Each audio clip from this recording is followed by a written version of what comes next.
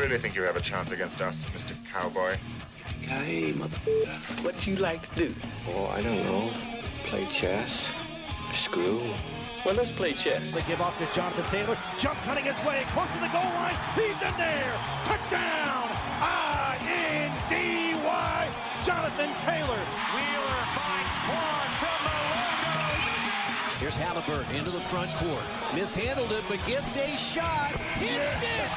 Hits it. John, I have never been better to be on the air with you here in Indianapolis, a place where so many of my dreams have come true. The Ride with JMV on 93.5 and 107.5. The Fan. Big day for you. Got you lined up, so get ready to go. Recap with the Pacers and the Clippers last night. I'm assuming a lot of you missed that, but man, one hell of a game with run after run after run. And I know you're giggling when I say that right now, but no, seriously.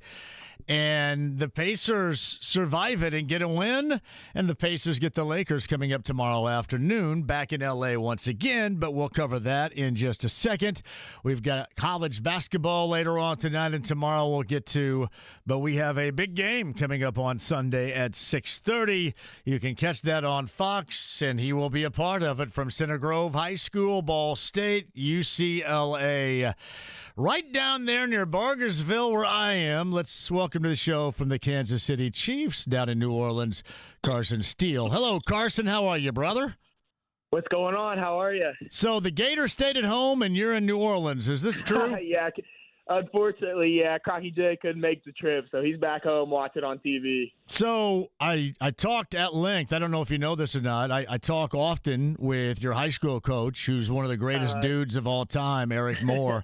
We talked about you a little bit earlier today. I don't know if there's a human being on the face of the earth is more proud of your accomplishments to this point and what you're about ready to do than your high school football coach. I mean, you could just tell he was just absolutely shining in terms of being happy with the success you're having. And all of it right now and being part of this Chiefs team has to really be special for you all the way around.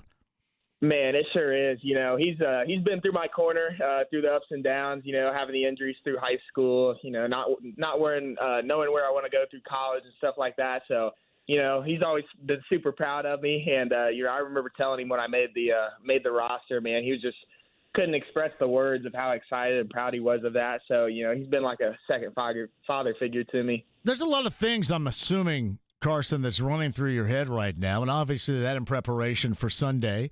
But have you thought maybe about the reflection of what you have been through, you know, going all the way up through, you know, your elementary stages at Center Grove and through high school and those around you in that Center Grove area? Have you had time to reflect on that to where you are right now in preparation for this game Sunday? You know, you always think about it kind of in the back of your head, but, you know, leading up to this week, I just couldn't be more thankful of all the people around me, let alone my family. You know, they've always been my number one supporters, but just the community and all the people around me. I mean, it's just one to none. You know, you have people making Crocky J T-shirts for you, you know, putting you up on big boards, stuff like that. So just all the support, like you were saying, around Bargersville, Indiana, has just been one to none, and I'm so thankful for it. He is Carson Steele of the Kansas City Chiefs getting ready to go. Now, before we get into the nuts and the bolts of the game and your preparation, do you have a story about meeting Taylor Swift that you would like to share? Can you share that on the air? Yeah, it was actually pretty funny. We were obviously having a good old time, and you know, I had a few drinks. I'm not gonna lie to it, and you know, so we were all hanging out, and man, I walked up and I was like, "Hey, I'm Carson. What's your name?" And I asked what her name was, acting like an idiot, and obviously it was Taylor Swift. So that was my big, you know, kind of rookie moment. A little mistake, but it's been great since then. How have you been treated with this Kansas City Chiefs team as a rookie, trying to find your way throughout this process? How has that organization, how has the personnel, your teammates treated you so far? You know, it's been great. You know, obviously, I'm a rookie coming into a two-time back-to-back team. You know, so you kind of have the feeling you'd get in there and they wouldn't, you know, kind of welcome you in, but that was, you know, the totally opposite. You know, they kind of threw me into the fire and, you know, helped me through the way, pushed me through it. And, didn't look at me as a young guy. They were like, you know what, you're with the team. It's like, here we go. We need to have you to help us win. So it was a pretty special thing for me. Yeah, 6:30 is Super Bowl 59 coming up on Sunday, and Carson Steele of Kansas City joins us on the Andy Moore Automotive Group hotline. What was your first welcome to the NFL moment as a rookie this year? First welcome moment. Like one thing where you go, okay, this is real right here. Man, I would say going through the training camp was probably my big one. Coach Moore even told me, Coach Reed's training camps aren't that easy. They don't compare to, all the other NFL training camps. But that was one of my big ones. And also one of my big ones was my third game was my first start. So that was the kind of a rookie moment for me, kind of welcoming you in. And, I ended up getting like 20-some carries, so it was a pretty special moment, too. I'm assuming as a rookie, anybody for that matter, you're not going to play a perfect game. But I'm assuming being on the same page every single second with an offense led by Patrick Mahomes, that has to be gratifying once you get through it or when you're a part of it. But probably terrifying at the very beginning a little bit, right? 100%. It definitely keeps you up at night trying to study that playbook. But just the execution and all the stuff they train for, just the little techniques, they're always executing in games. And, it's kind of how it's always pushed through for us. But just like you were saying, they've kind of been in this system, too, for a little while now. So trying to pick everything up you can. From a bunch of guys that are going to end up being in the Hall of Fame soon. So it's really special to me and, really special to be in that huddle. Is there anybody you've gravitated to as a teammate, as a coach that has really helped you along here in your first season in the NFL with Kansas City? For sure. I would just say the running back room has always been, helping me. It's a lot of veteran guys in there. You got Kareem Hunt, Pacheco starting to be a veteran type of guy, Samaj, P. Ryan. These guys that are 8-9 year plus, type of NFL running backs, and Coach Pink, my running back coach as well. So they've always been in my corner. Even though I've made a few mistakes here and there, they've always helped me with stuff, kind of learn little techniques like that. Carson Steele, Kansas City Chiefs rookies on the Andy Moore Automotive Group hotline. What do they expect out of you? I mean, obviously to execute is what you mentioned a little bit earlier, but what do they expect out of you? I mean, I know you look for perfection and you're never going to be perfect, but at the same time, what do they want out of you, and what are you looking for yourself game after game and snap after snap? For sure. I would just say executing plays and being 100%, 100% as of giving 100%.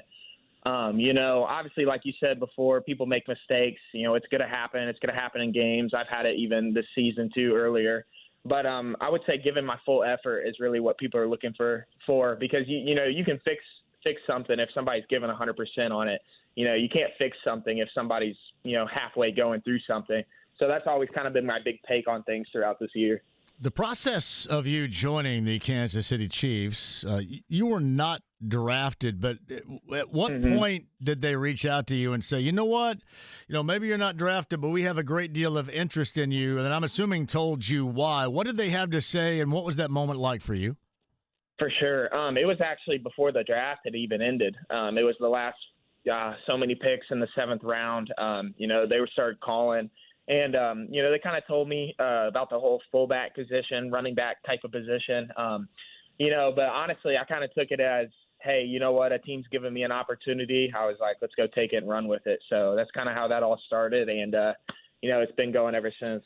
The host before me, Jake Query of Query & Company, had mentioned this to me when we were doing our crossover conversation. I don't know how many head coaches, high school-wise, can talk about in the same year having a former player win a national championship like Caden did as a part of Ohio State, and you as a former teammate, being and potentially winning the Super Bowl. I'm assuming the high school coaches that have had that opportunity with former players, it's a very low number, is it not? Oh, exactly. No, exactly.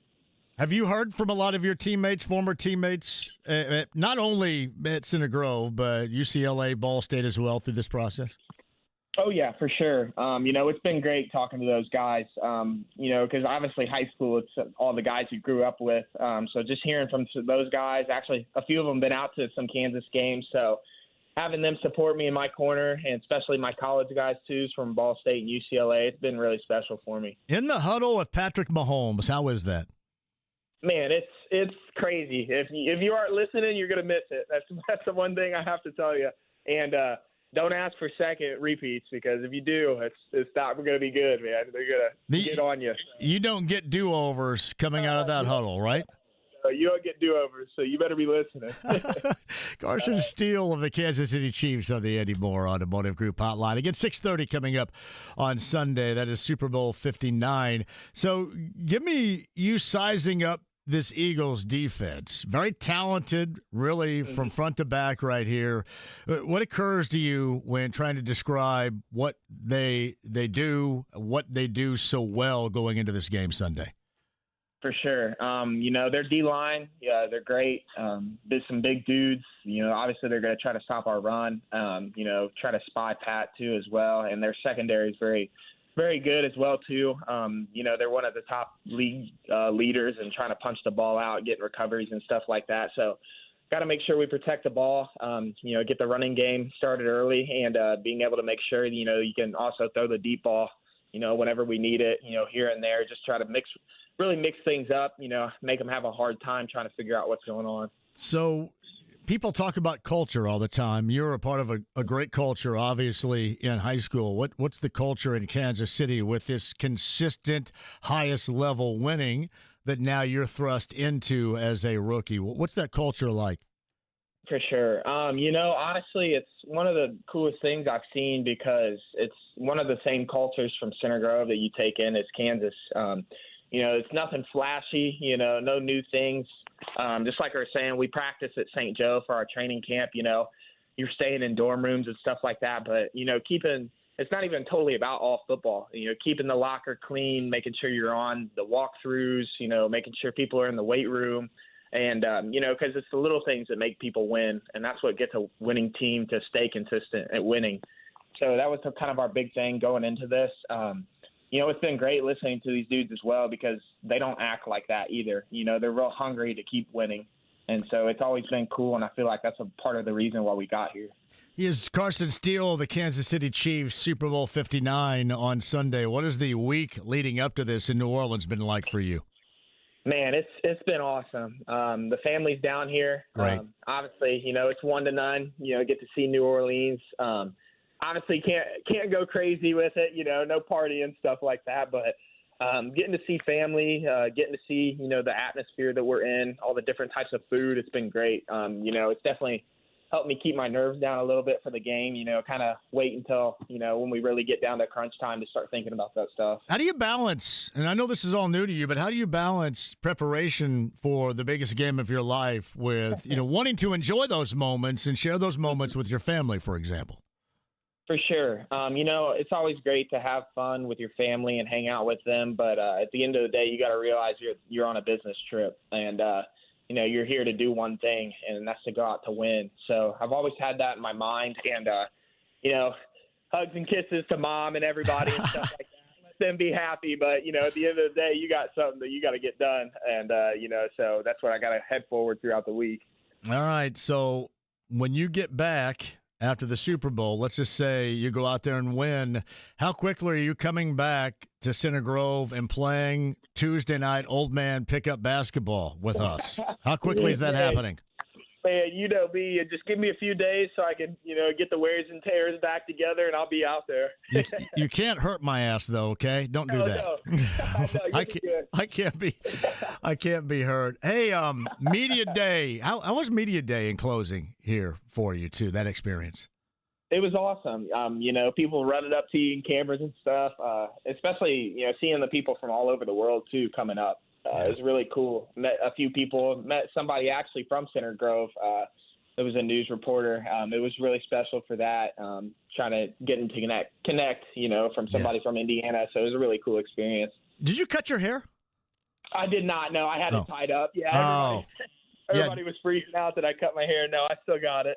Yeah. You at this point, I don't know if you're ever going to be able to do it. Do you ever envision doing it? No, 100%. No, there's no way I can.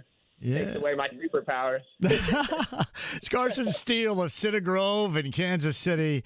Super Bowl 59, 6:30 coming up on Sunday down in New Orleans, and he's on the Andy Moore Automotive Group hotline. I know this, that we all down there, and obviously I'm not originally from Cedar Grove, but I've been there for a long time. Could not be more proud of you, man. Well done so far. Thank you. Go out there and get it. And remember, when you get back and you hurt Rick Clark, you don't hurt me, okay? If Rick Clark gets in your way, you can roll over him, but you're not allowed to roll me over, okay? We can bully on Rick Clark. Yeah, so we let him know I said that too. Yeah, well, somebody's going to tell him here in about 5 minutes. I guarantee you that. Hey, seriously, very proud of you. Go get it. Have a great time, and we'll catch up with you on the other side. Awesome. Thank you guys so much. It's Carson Steele of the Kansas City Chiefs on the Andy Moore Automotive Group hotline. Now, I thought there was a great point Jake made about, Caden Curry with Ohio State and Carson Steele with the Chiefs. Pretty amazing feat. And I've known Eric for a long time, and I'm just not talking about football coaches, but in general, just with being a coach, you are not going to find anybody better. And the one thing that has always stuck out to me, and why, I know it's easier said than done, but I don't, why he's got everybody pushing in the same direction, and why you don't see that in some places. I mean, even if it doesn't work, I'm not suggesting it would work out to the level that it has there with that program and with him. We're talking about what used to be just nothing but farmland. And, the first thing you think about now, in terms of CG is the football program. And I've been around there long enough just to see and to witness that it's everybody always pushing in the same direction. And I'm reminded that's the same thing that somebody else used to say that everybody reveres as a great coach around here, and that's Brad Stevens. He always said the same thing. I remember on this show him mentioning while he was at Butler that everybody, including those, that are taking care of the facilities before and after the game at Hinkle, everybody has to be pushing in the same direction. And that's one thing that Eric has done with that football program, and done it as well, if not the best or better than anybody else. That's Carson Steele of the Kansas City Chiefs, and again, Super Bowl 59. More conversation on that coming up. Got a busy show. Bob Lovell's going to join us coming up at the bottom of the hour. We have girls sectional semifinals coming up later on tonight. The fellas mostly in action last night on a Thursday during girls sectional play. We'll get into that and more in the college front with Bob Lovell coming up here at the bottom of the hour. Chad Buchanan is going to be here, the Pacers general manager, as we talked about yesterday. The Pacers making one move, and that was with James Wiseman to the Raptors getting money, or with money, and then getting in return a conditional second-round selection.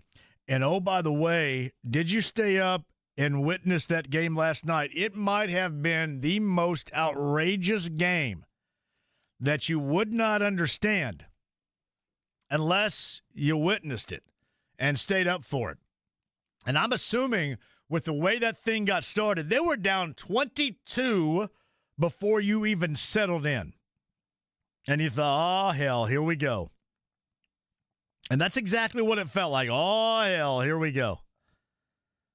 But some of the most incredible runs that you're going to see in a basketball game. It was just seemingly nonstop when you think about it. A 15-zip, a 19-zip in the second quarter alone. And then if you watched it down the stretch, I think they were down at one point 105 to 100 and went on a 14-0 run, ended that thing 19-7. And then you couple that with what took place in Utah, a couple of nights earlier this week. You could really make this, once again, much like they had in that first Western Road swing, you can make this a fantastic one if you close the deal with the Lakers.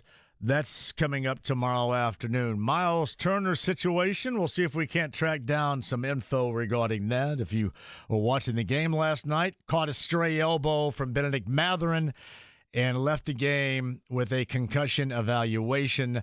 We'll talk about that and the reasons why do they match mine of this Pacers team staying where it is personnel-wise when you had basically the rest of their division and a lot of other squads in the NBA making major changes.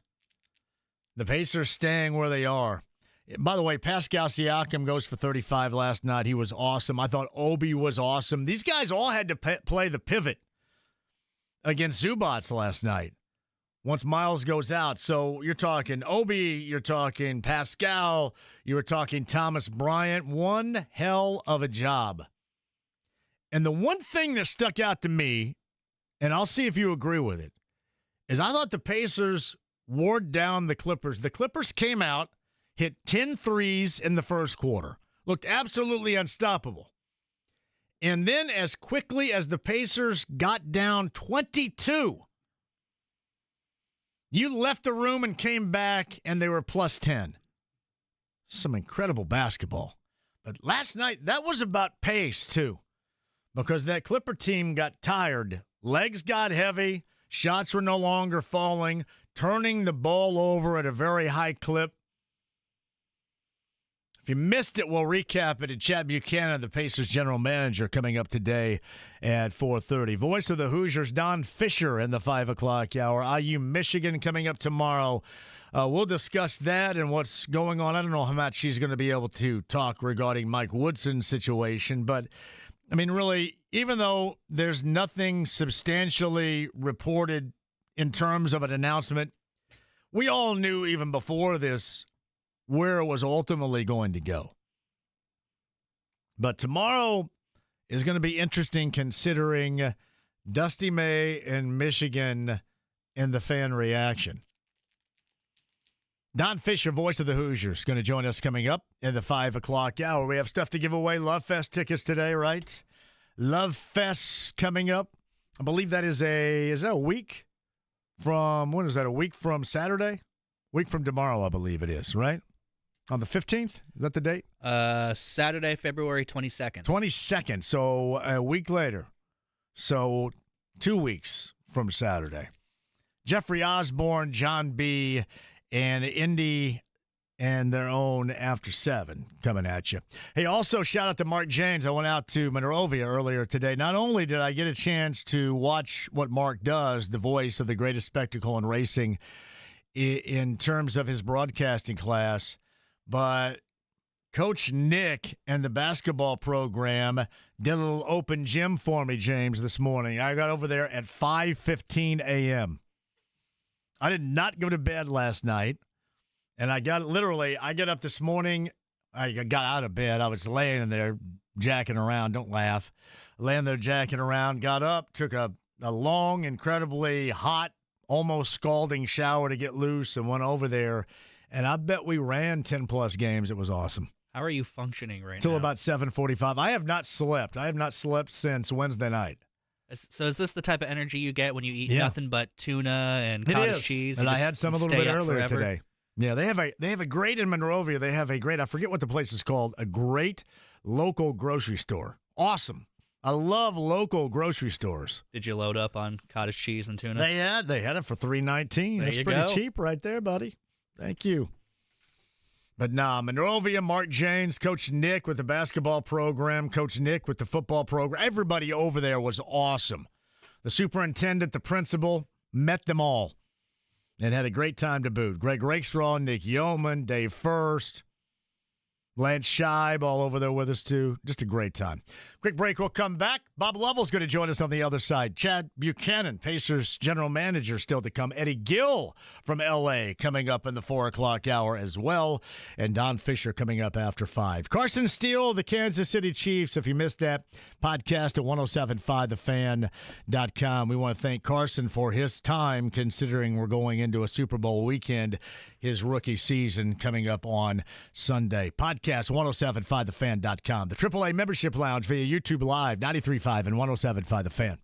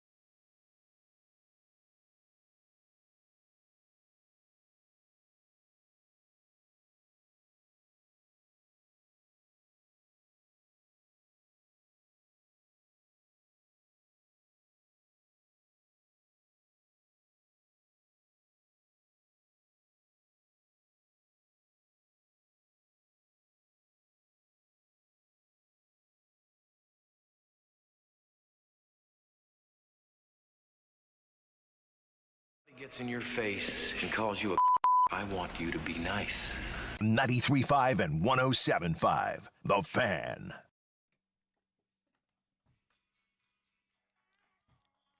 A AAA membership lounge via YouTube Live. You guys can hang out in there. Love Fest tickets we have to give away. By the way, I got Love Fest again tomorrow night, Earth, Wind, and Fire. I'm thinking about this, James. For Earth, Wind, and Fire, I almost have to – Fulton's got to go to Earth, Wind, and Fire, right? I would agree. Yeah. Fulton's got to go for Earth, Wind, and Fire. Fulton, we get a ticket for Fulton and his ukulele for Earth, Wind, and Fire.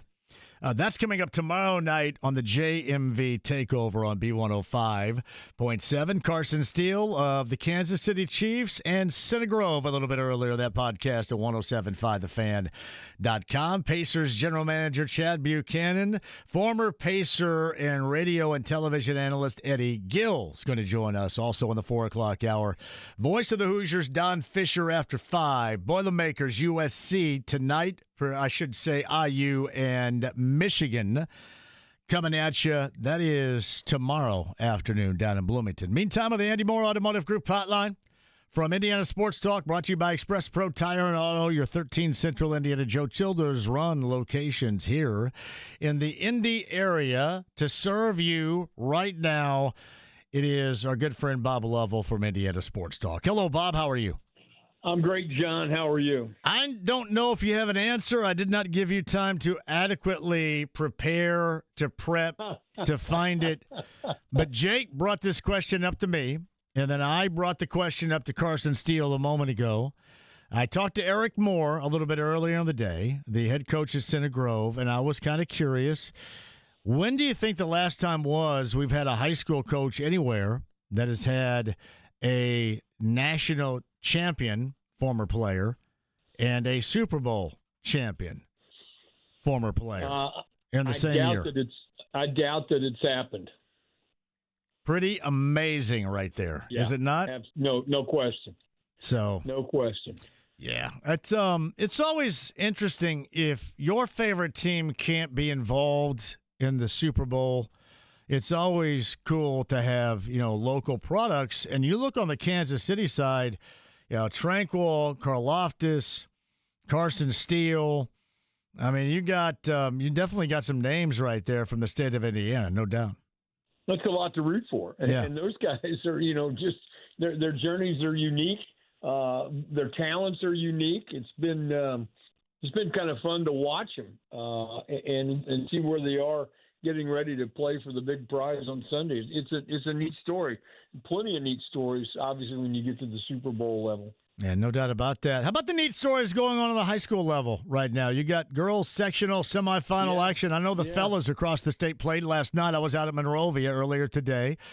Coach Nick, unfortunately, and the Bulldogs lost at home to Greencastle last night, but had a good time running a little pickup with the guys over there earlier today. But the fellas all played last night because they make way for the girls in semifinal round action coming up later on tonight. The guys played last night. There are some games coming up tomorrow afternoon around the state on the boys' side, but this is championship weekend. This is sectional, as you mentioned, sectional semifinals, championships obviously tomorrow night. So it's an incredibly important weekend around the state for our young ladies, and some great basketball is going to be played later on tonight. Yeah, no doubt about that. We'll hard target some of the locations certainly, and get back to that in a second. But the fellas now enter the stretch run. When is it that you will be a co-host for the sectional draw for the guys? Well, thanks for bringing that up. You got it. February 23rd is the day. That's a Sunday afternoon. I think this one is from 6 until 8. The girls was 5 until 7. I think it's 6 until 8 on the 23rd. It's a Sunday. And Greg Rakestraw and I, again, will be live from the IHSAA headquarters, bringing you the matchups. And so still, obviously, you got weeks to play in the regular season. It's interesting now. You're starting to figure out who's who and who's what. And it's starting to the pretenders separating them, the contenders separating themselves from the pretenders, as you like to say. So A lot of basketball to be played. It's a fantastic time of year without question. Has anybody been better than Fischer's? I mean, certainly you look in 4A, and you're not going to find anybody. I mean, I know in 3A, Brownstown Central, for example, is an unbeaten team. You've got, those two unbeatens. Off the top of my head, I believe that you have. They may be the lone unbeatens remaining in the state, but Fischer's just seems like right now it's a cut above everybody else. Well, I think they've played that way all year long. When you stop and think about being where they are, obviously they won it a year ago, and everybody's excited about that, and they should be. They come back, been ranked number 1 all year long, haven't lost a game, and play one of the most challenging schedules around. Why would you not believe that they have a great chance to repeat? And so, they're a good basketball team. Coach Weininger has done a tremendous job with them. They are, talent-wise, they're as good as anybody in the state. They're unselfish. They're willing passers. They love each other, one of those kinds of stories. And so it's not surprising that they're having the success they're having. So Bob Lovell, Indiana Sports Talk, every Friday, occupies this spot, brought to you by Express Pro Tire and Auto, the 13 Central Indiana locations. He's on the Andy Moore Automotive Group hotline. Now, we'll give credit where credit is due. Last time out, Fischer's 3 points better, 67-64, than Westfield, and the Rocks, losers of only 3 games so far this season. So they're on an impressive run of their own. Well, the Shamrocks are really good. No question, is ranked number 4 for a reason. And so it's going to be what's going to be fun is to see how the rest of the month plays out until we get, obviously, to the pairing show. But I think there's a lot of balance in 4A. I mean, Fischer's is great. Crown Point up north, having one of their best seasons in a long time. Locally, Greenfield Central and Braylon Mullins. How do you not get excited about them? You mentioned Westfield. Maybe one of the surprises, though, John, is Anderson. It's the revitalization of the Indians. They're really, really good. Warsaw's good. LN is good. Down on the river, New Albany's getting better and better, it seems, every week. And so plenty of teams. Ben Davis is getting better locally. Avon's playing great. So there are a whole lot of really, really good basketball teams in 4A. You mentioned Anderson at 16-1 and coming off a win over Richmond. Somebody had brought them up to me maybe a month or so ago to watch out for them. And this one-loss squad, I don't know if it completely stirs the echoes of the past at the high school level in that Anderson community, but it is an impressive season to date for that group.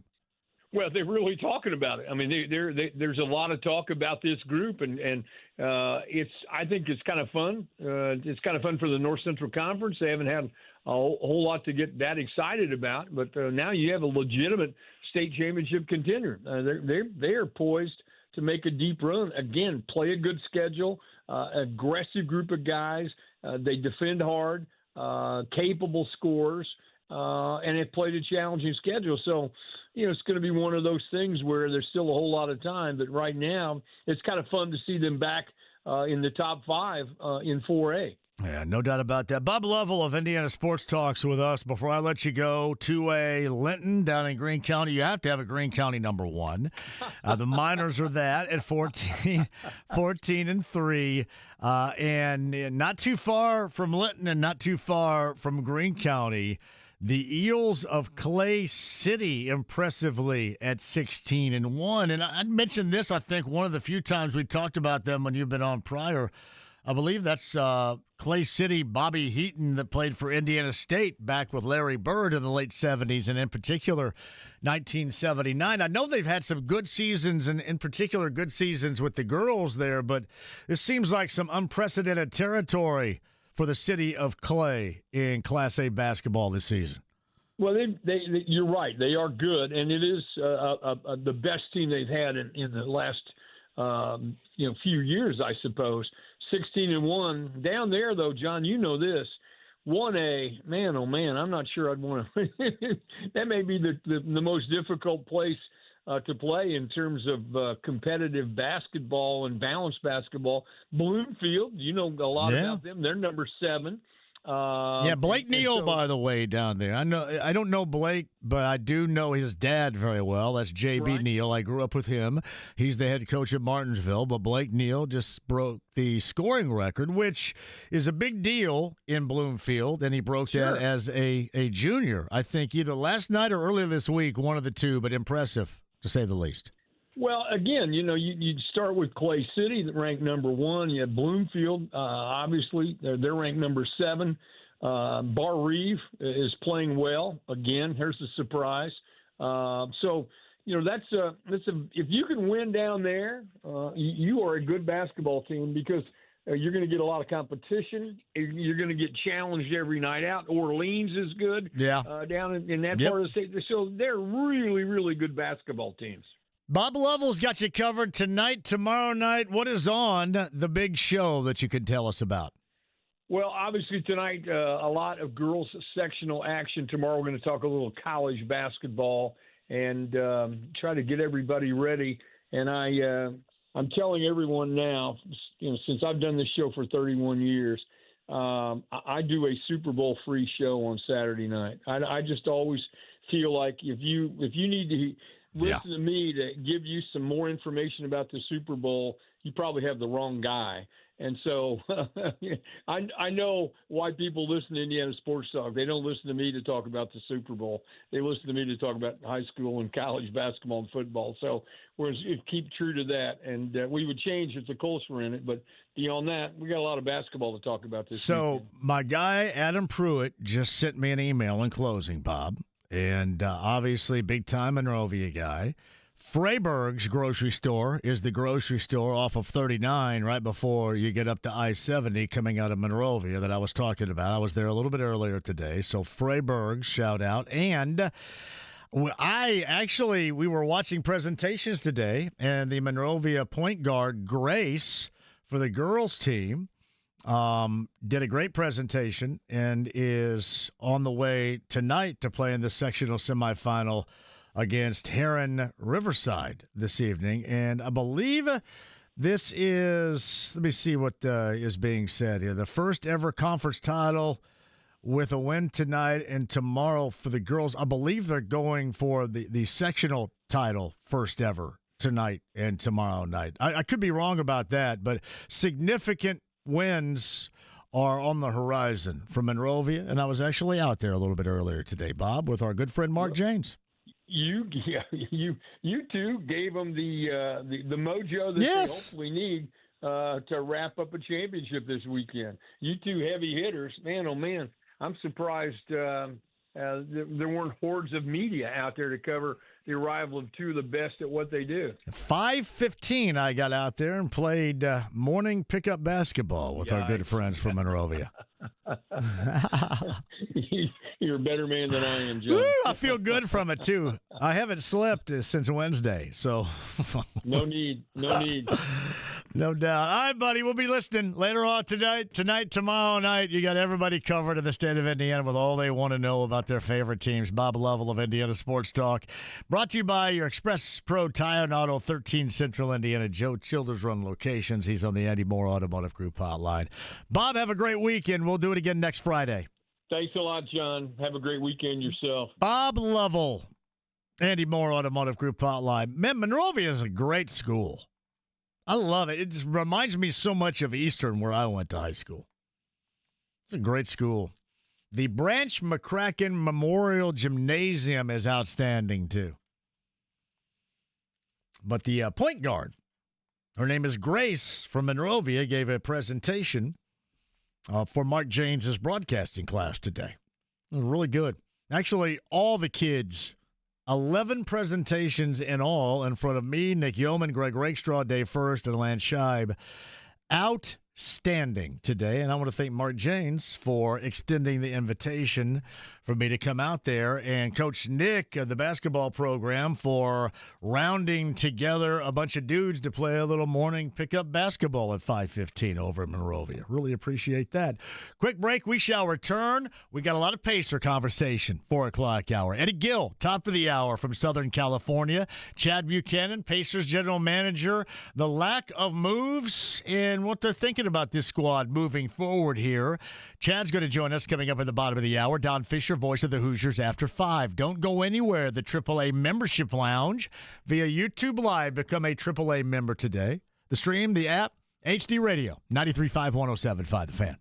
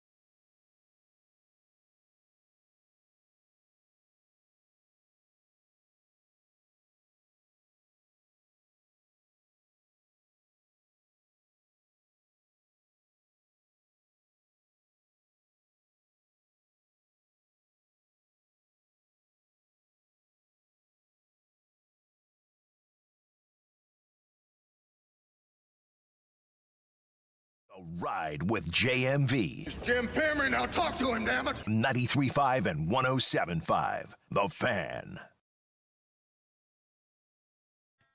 Got Love Fest tickets for you a little bit later on. A couple of weeks from Saturday. All right, this according to IU and this according to Pat Forty. Are you ready? Per a source, now there's a statement, an official statement within the hour, so probably at this case around 4:30 or prior to, regarding the status of Mike Woodson at Indiana University. So the statement is on the way, the official statement, that according to Pat Forty. Shout out to Jeremy. So within, I'll say the next 30-plus minutes or so. And we'll find out officially what's going on down there. IU, Michigan coming up tomorrow afternoon. Purdue, USC later on tonight. But one more time, this is verbatim from Pat Forty, his reporting per source, statement coming within the hour from Indiana University on Mike Woodson's status. Again, that's Pat Forty with that reporting right there. We will continue to follow that story.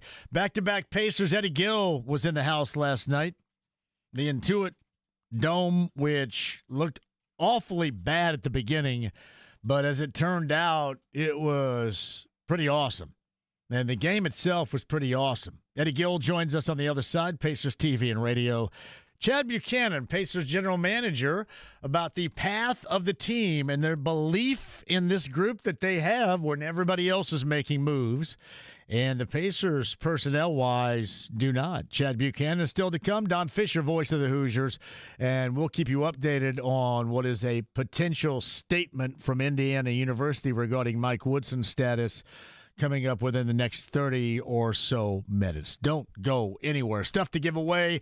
AAA Membership Lounge via YouTube Live. You can hang out in there as well. The stream, the app, HD Radio, 93.5, 107.5 The Fan.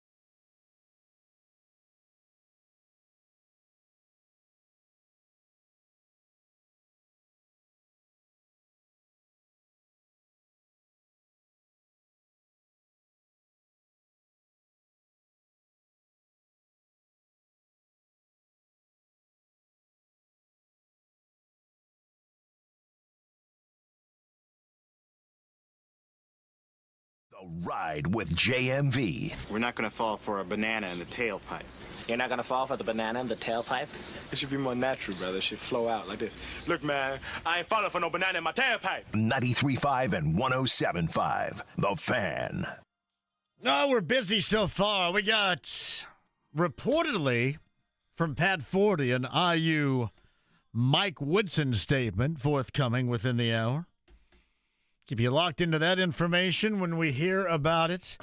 Carson Steele of the Kansas City Chiefs and Center Grove High School joined us live from New Orleans to start the show. Very good stuff from Carson against Super Bowl 59 on Sunday. That is at 6:30. Carson Steele with the podcast at 1075thefan.com.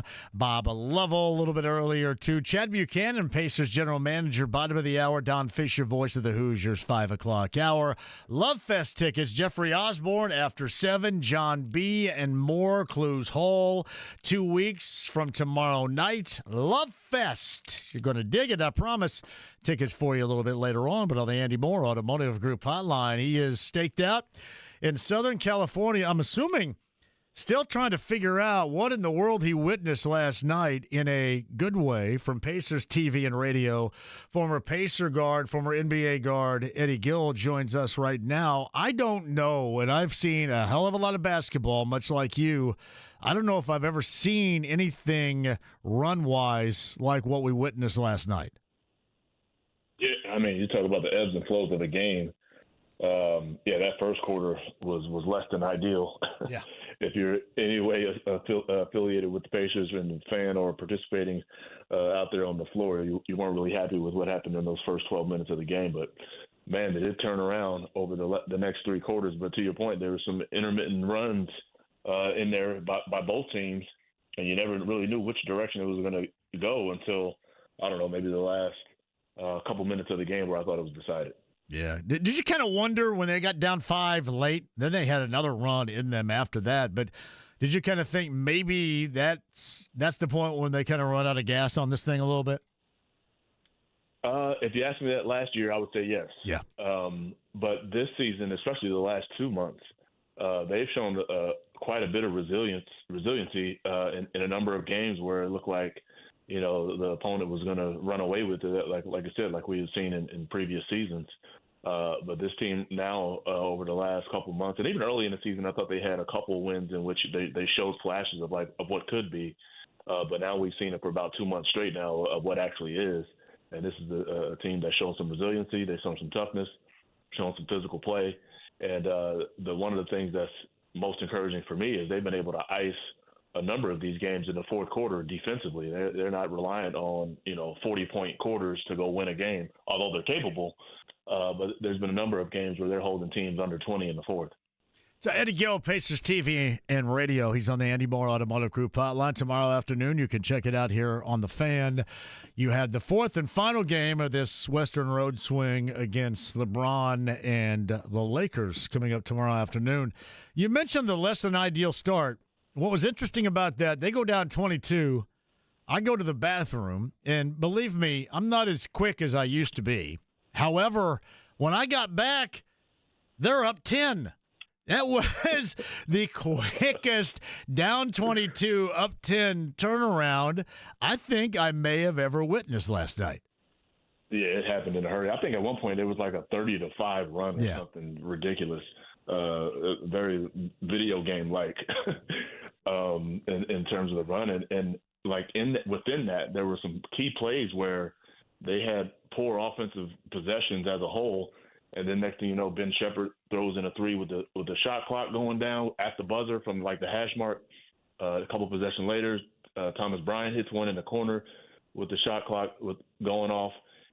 They run off 3 straight turnovers, and next thing you know, the floodgates are open, and the Clippers are in a world of trouble. Eddie, I thought Ben Shepherd was an ass saver last night, especially early, because he was the lone guy that had a life preserver on that sinking ship offensively. And believe me, they maybe still come back by virtue of the rest of the way that went offensively for the Clippers, but he really kept them in it with his offense early. No question. He had a 3-ball going for sure. I mean, I guess you would give, Pascal Siakam was good in the first half. So he was 7 for 9 in the first half. But it was, I think they had a complete bench unit on the floor when the run started, and Ben Shepherd definitely led the charge with his 3-point shooting and his scoring. And I mean, he's right there neck and neck with Andrew Nembhard in terms of relieving him when it's time to go out there and guard somebody. So I thought he made some plays defensively as well. McConnell had a couple of his key plays defensively to continue to sustain that run. And again, just being able to show that perseverance was really impressive. It's Eddie Gill, Pacers TV and radio. He's on the Andy Moore Automotive Group hotline. Miles Turner, during this early on, kind of took a stray elbow from Benedict Mather and a little friendly fire right there. I don't know when's the last time I saw a basketball player look as wobbly as he looked trying to get off the floor after that. Yeah, it did not look good at all. When he first went down, he laid there for a couple seconds, kind of motionless, and then he got up to his feet, and it still wasn't right.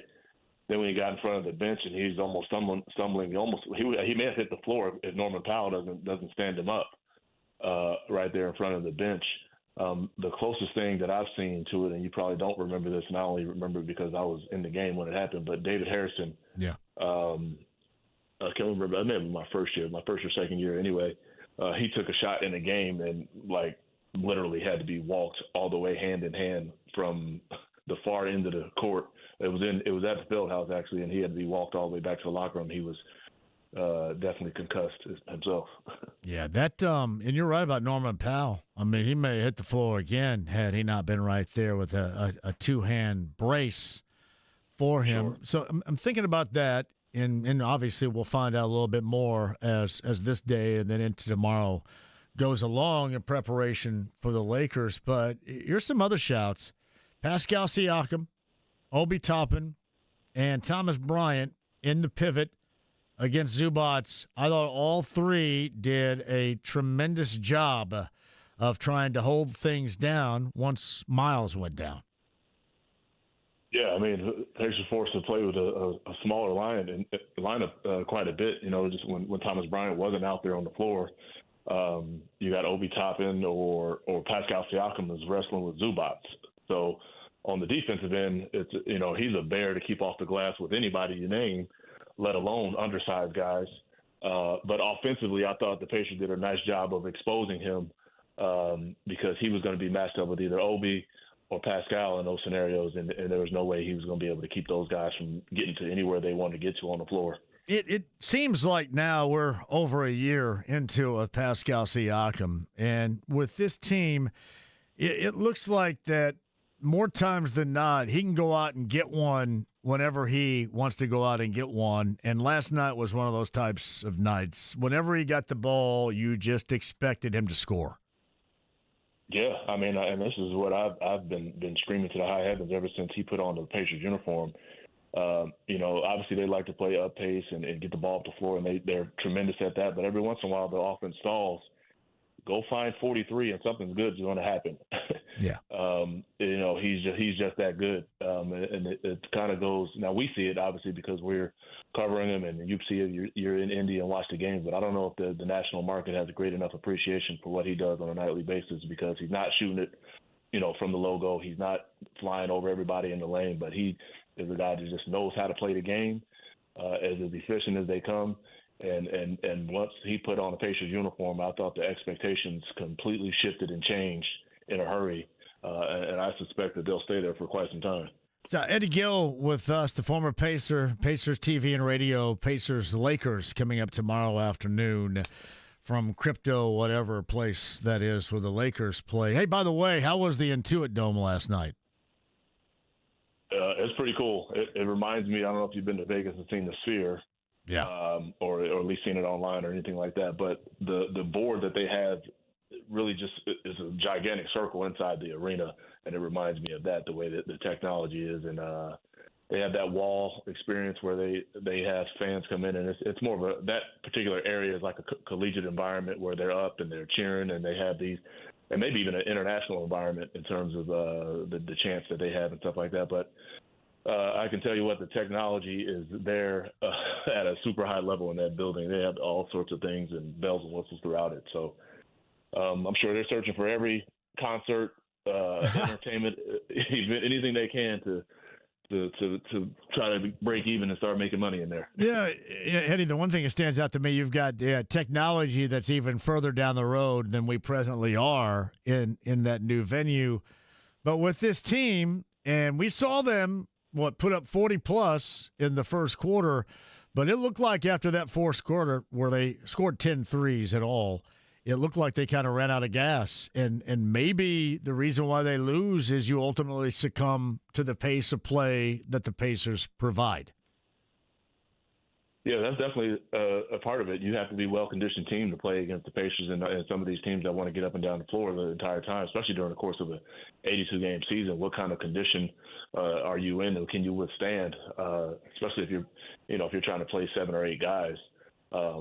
It's going to be difficult on you if the Pacers get you in that upbeat, up-pace type of or up-tempo type of play. And yeah, ultimately they were hot in the first quarter, and the Pacers were not. So that's why you saw that domination there. But they completely put the shrift there in that second quarter, and it's kind of a battle throughout the remainder of the game until the last 2 or 3 minutes, where again the Pacers had pretty much decided it. All right, Eddie, tomorrow I mentioned the Laker matchup, and it looks like now that it's not going to be Luka's debut. That's going to be coming up on Monday. Is that disappointing or uplifting to you, given the situation? I don't really care, to be quite honest. I mean, yeah, it would have been cool to see the experience and see the environment. I'm sure the first time he walks out there with a Lakers uniform on, it's going to be a surreal moment for whoever is in the building. So it would have been pretty cool to see that. But from on-court standpoint and the Pacers having an opportunity to win a game, I think either way it's going to be tough. The Lakers are playing really good basketball right now. A lot of talk being said about they would struggle with no Anthony Davis in the lineup, and maybe that comes to fruition. But they've got something good going on right now, and they've been playing good, really good basketball for quite some time, whether AD's in the lineup or not. Yeah, and LeBron continues to be LeBron. There's no doubt about that. Yeah. Besides the obvious with LeBron, and we'll just go ahead and paint this portrait as if Luka will not participate tomorrow afternoon. What else strikes you about this team from top to bottom that clearly has been a threat, has been really good recently, and will be that coming up tomorrow in L.A.? You saying the Lakers? Yeah, the Lakers. From top outside of LeBron and obviously with no Luka as we're looking at it tomorrow night. Sure. I like Dorian Finney-Smith. I've always liked him, even in his days in Dallas. He's one of the modern-day prototypical long wing who defends at a high level. He shoots the 3-ball, and he does those things for them. I really like Austin Reeves in terms of his playmaking. I think he's a guy you can go after. On the other end, though, you got to try to expose him in terms of his defensive inadequacy. You got to go after him a little bit. But having said that, when LeBron sets the standard, hey, we're going to go out, we're going to go play hard tonight, and we're going to defend tonight, they are a difficult team because offensively he's still a top 2 or 3 player in my mind when he decides to just take over games and do the things that we've seen him do for 20 years. So it's mind-boggling to see him still doing that. But as a whole, I think this team is tough, and like I said, they've come off of a really nice road trip where I think they were 5-1 on the road trip, and so now they'll have some games at home. But definitely a tough team, and probably invigorated and motivated. And there's a freshness when you have that type of trade happen. Actually, any trade that happens, there's some newness to it, and it gets everybody up and a little bit more motivated. Yeah, Hachimura's been shooting the ball well recently. Right. Austin Reeves is a good, versatile player. So, yeah, it's going to be a challenge, no doubt about that. I've given this a lot of conversation. I haven't heard it a great deal. How much credit should we be giving this Pacer team, considering this has been a very unusual state on the road for them in the past 2 to 3 weeks? You go to Europe for 2 games, come back 2 games at home, and then go out west for 4. That's a march right there. And I think that's a lot tougher than a lot of credit has been given for them to this point about how difficult certainly that stretch of games would be. Yeah, no, I couldn't agree more. We talked about it prior to them going to Paris, kind of forecasting, seeing what was ahead. How difficult, just from a travel standpoint, that would be. Get back home, you want to try to take care of those 2 games, and they did, which was really impressive. And then to have this 4-game trip is a challenge.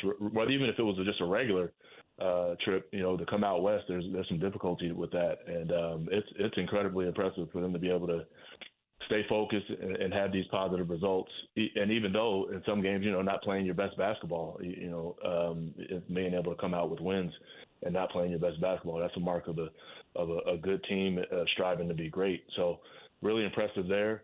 And right now, I think this team is in an all-out sprint to get to Wednesday night after that game in D.C., then they'll get some downtime. Well, and I'm thinking about that, and I'm also thinking about this team. You mentioned it and make a great point about not playing well but still winning. And that, while that is good, you want to see this team become more consistent. Where with this group do you think that should start right now? The higher level of consistency, and not where we talk about, well, they didn't play very well, but they still won. Yeah, I think it's got to continue to be on the defensive end. I truly believe that's where it's at. I'm not concerned when they struggle, for 1 or 2 games, or whether offensively if they're not making shots, or if they have an odd game where they didn't make free throws or they turned the ball over. That's not something that this team will do on a consistent basis. They'll be able to score and take care of the basketball at a high level more times, significantly more times than not. But what we have seen and where they turned the corner is they've been playing really good defense for a substantial amount of time. And it's just a complete mindset shift that we've seen. And the question is, can you sustain it? And, because, the good, right, bad, or right, wrong, or indifferent, these next games are coming, and, the opponent is going to try to expose you for wherever your weaknesses are and see, can you continue to sustain that level of focus and physical play. What do you think the reason is for the long stretches we have seen with Halliburton not scoring or struggling scoring? Yeah, it's uncertainty in terms of, as I watch, it's uncertainty. He's not sure of himself, or oftentimes he's all the way at the basket and refuses to shoot a layup. And again, this is just a simple mindset thing. I think early on he struggled. Just the shot wasn't there. I thought he was a little too reliant on 3-pointers. And contested threes at that. Then he was able to get that going and really shot the ball well. I guess probably during this win streak or during this span of play where they've been playing really well, he's been shooting it well. But yeah, these last couple of games are just the inability to go in and take layups. To be quite honest with you, I feel like he's got a lot of opportunities where he's at the rim and then he sprays it back out to somebody at the 3-point line, where he could either get fouled or he could just, flat out make a layup, because he has the ability to get past guys, especially in these pick and rolls where bigs are switching against him, and he can kind of go by them at will. But I don't think it's nothing about what his capabilities are, because we're plenty sure of what he's capable of. We've seen him explode on certain nights and have some remarkable game. It's just sometimes just from a mental standpoint, the focus isn't there to A, be aggressive to score, or B, to just take layup attempts. You bring up a great point. And with Halliburton, the thing that occurs to me, I don't want him deferring because he's unsure or lacks confidence in his looks or his shot. If he defers because that is the better choice to make, the better decision to make, that's Tyrese Halliburton. But deferring and backing away because you're unsure or you lack confidence in your shot is not the one I want to see. Yeah, no, I totally agree, and he'd probably say the same. And actually, that's for any player, to be quite honest with you. Anyone's going out there with some uncertainty or unsure of themselves, it's not going to be a great look.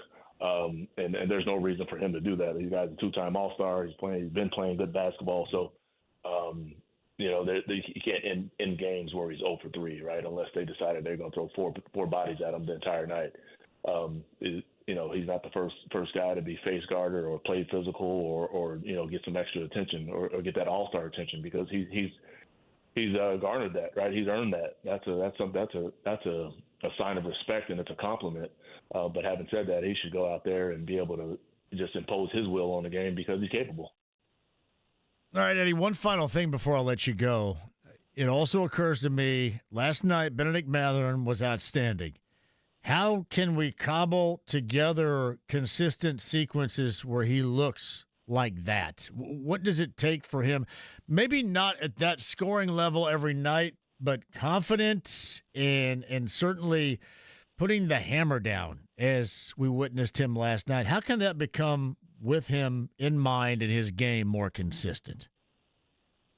Yeah, I think one of the things is the style of play for the Pacers. It lends itself to, on any given night, one or two or three guys can really have it going, and then other guys just maybe on the outside looking in, and maybe he ends with 10 points or 8 points or something like that. Meanwhile, the other guys got 25, 20, 22, and that kind of thing.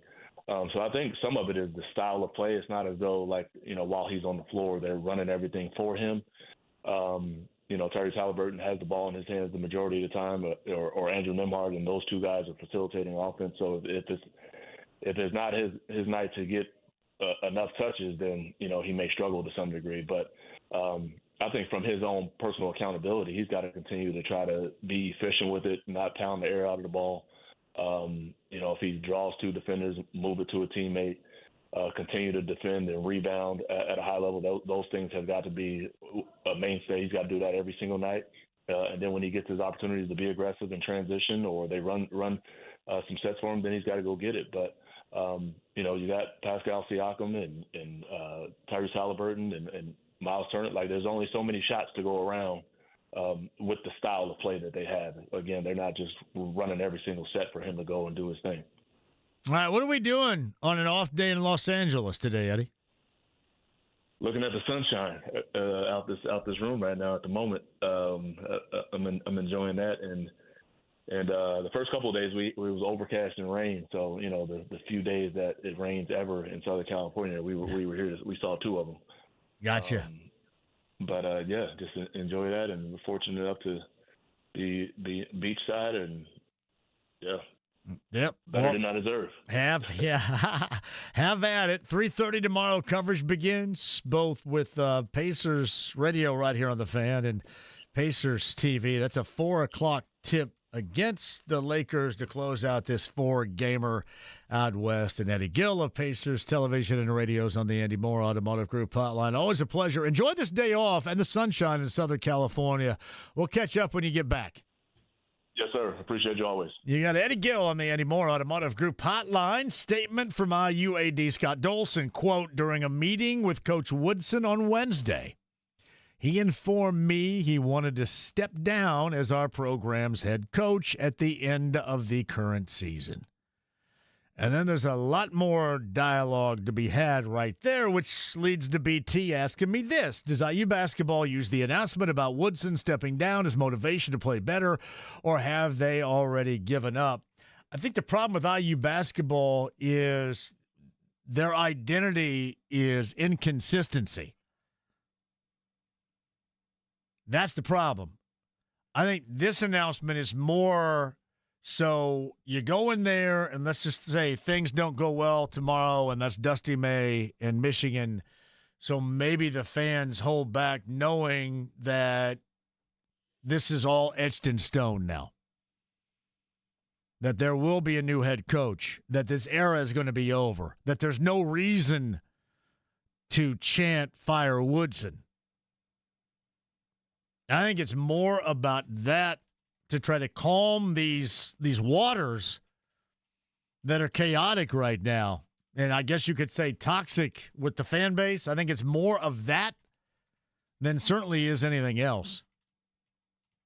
The motivation part is weird. This is just an inconsistent group. And they lack a lot of things, and talent's not one of them. But awareness, understanding, those are some things that you also have to have beyond talent that this team really across the board in so many different areas does not possess.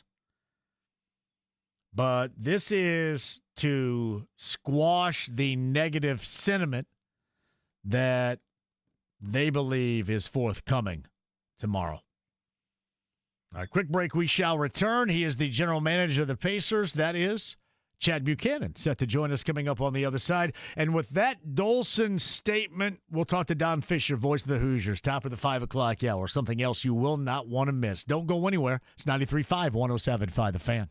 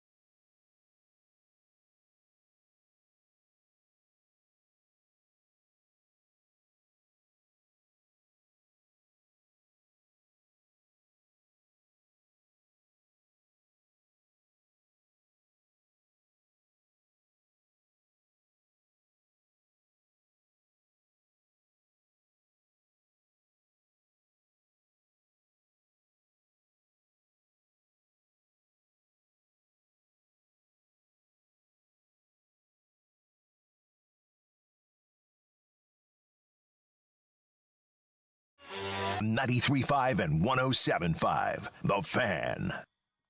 Eddie Gill, a little bit earlier. Carson Steele getting set for Super Bowl 59. Chiefs running back, the rookie from Center Grove, a little bit earlier on the show.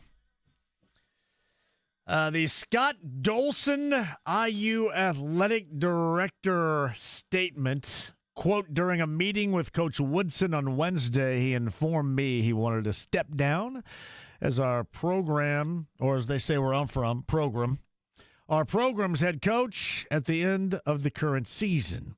It was IU Michigan tomorrow. Don Fischer, voice of the Hoosiers, coming up after 5 o'clock. I'm going to see, James, do you think I have enough in me if Don's going to our table tonight to go to our table too? Because I have not slept since Wednesday. I don't look like, I look still pretty good, right? You look okay. Do I look a little tired? You don't really look too tired, but I hear you during the breaks, and you've been saying you're kind of dragging a little bit. I am dragging ass just a little bit, yeah. I mean, if you get a little bit of liquid encouragement in you, maybe you have a little bit more going. We shall see. Don joins us coming up at the top of the hour. More on that. Yeah, no, Adam Vinatieri, Reggie Wayne, not a part of the Pro Football Hall of Fame. I do have this. If Adam Vinatieri can't go in first ballot for his accomplishments as a kicker being the greatest of all time, what are all these old farts doing? I say old farts. I'm not assuming. I guess I shouldn't assume they're all old farts. I'm just guessing. But my goodness. How does that even make an ounce of sense?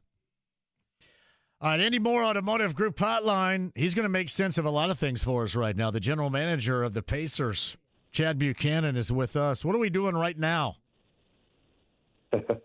I'm recovering from a long couple of weeks, actually, getting ready to get in my car and head to Iowa City. Oh, yeah, I forgot. We got to get up there for the Iowa connection, don't we? I sometimes got to check in on my son, make sure, like a wellness check, that he's still alive and breathing, you know? Well, I mean, I thought you guys were just basking in the sunlight because nothing was going on prior to the trade deadline. Is that how it was? That's how it turned out.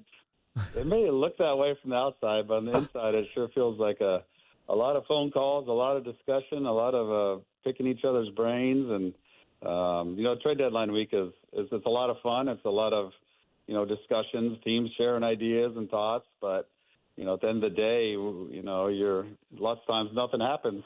But it was a good week for us overall, I believe, though, still. It's funny. I bring up on this show, Chet, all the time. I end up talking about things, especially with free agency in general in any sport. I end up talking about things that 95% of the dialogue I present to everybody over 3 hours is an absolute waste of time because nothing happens out of it.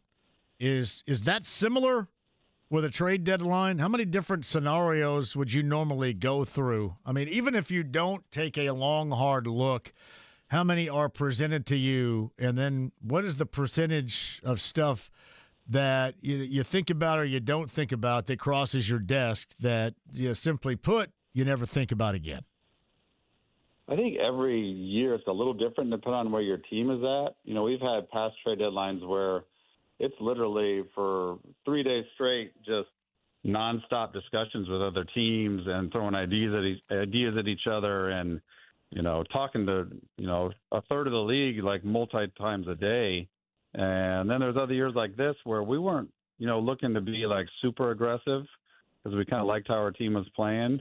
And, you're not making a ton of aggressive calls. It's more or less gauging what everybody else is trying to do. And I think of the ideas that do get thrown at you, it's probably easily less than 10% that end up being an interesting idea that you want to continue to chew on or the other team wants to chew on. So, but there is a lot of dialogue back and forth, and it really goes on year round. It's not just the week of the trade deadline. We talk to other teams pretty much year round, so you have an idea of what they're looking to do. But it's a lot of just brainstorming of stuff that never pans out. Do you ever learn a new rule from Ted during these moments? For sure. I mean, especially with the new CBA, how it's changed, with the latest edition of it. Ted is on top of it as much as anybody possibly could be. So KP and Ryan, Vance, Ted and I, we all throw around ideas, and we all look at Ted to say, can we do this or not?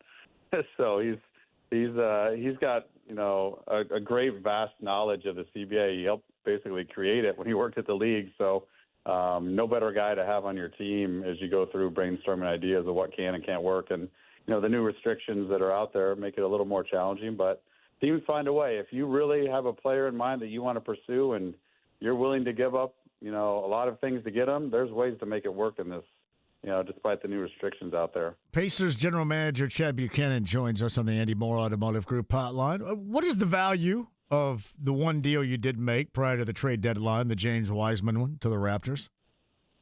Yeah, it's unfortunate that we had to do that. James, we signed last summer. We had hopes that, a young player who's still looking for a good opportunity to kind of shine and grow, and we showed some glimpses of it in the short time before his injury. But once, his injury happened and then Isaiah's, occurred, we were really thin at that spot. We went through a lot of discussion earlier in the year. We brought in Moses Brown for a little bit. And obviously once we were able to make a trade, we traded for Thomas Bryant.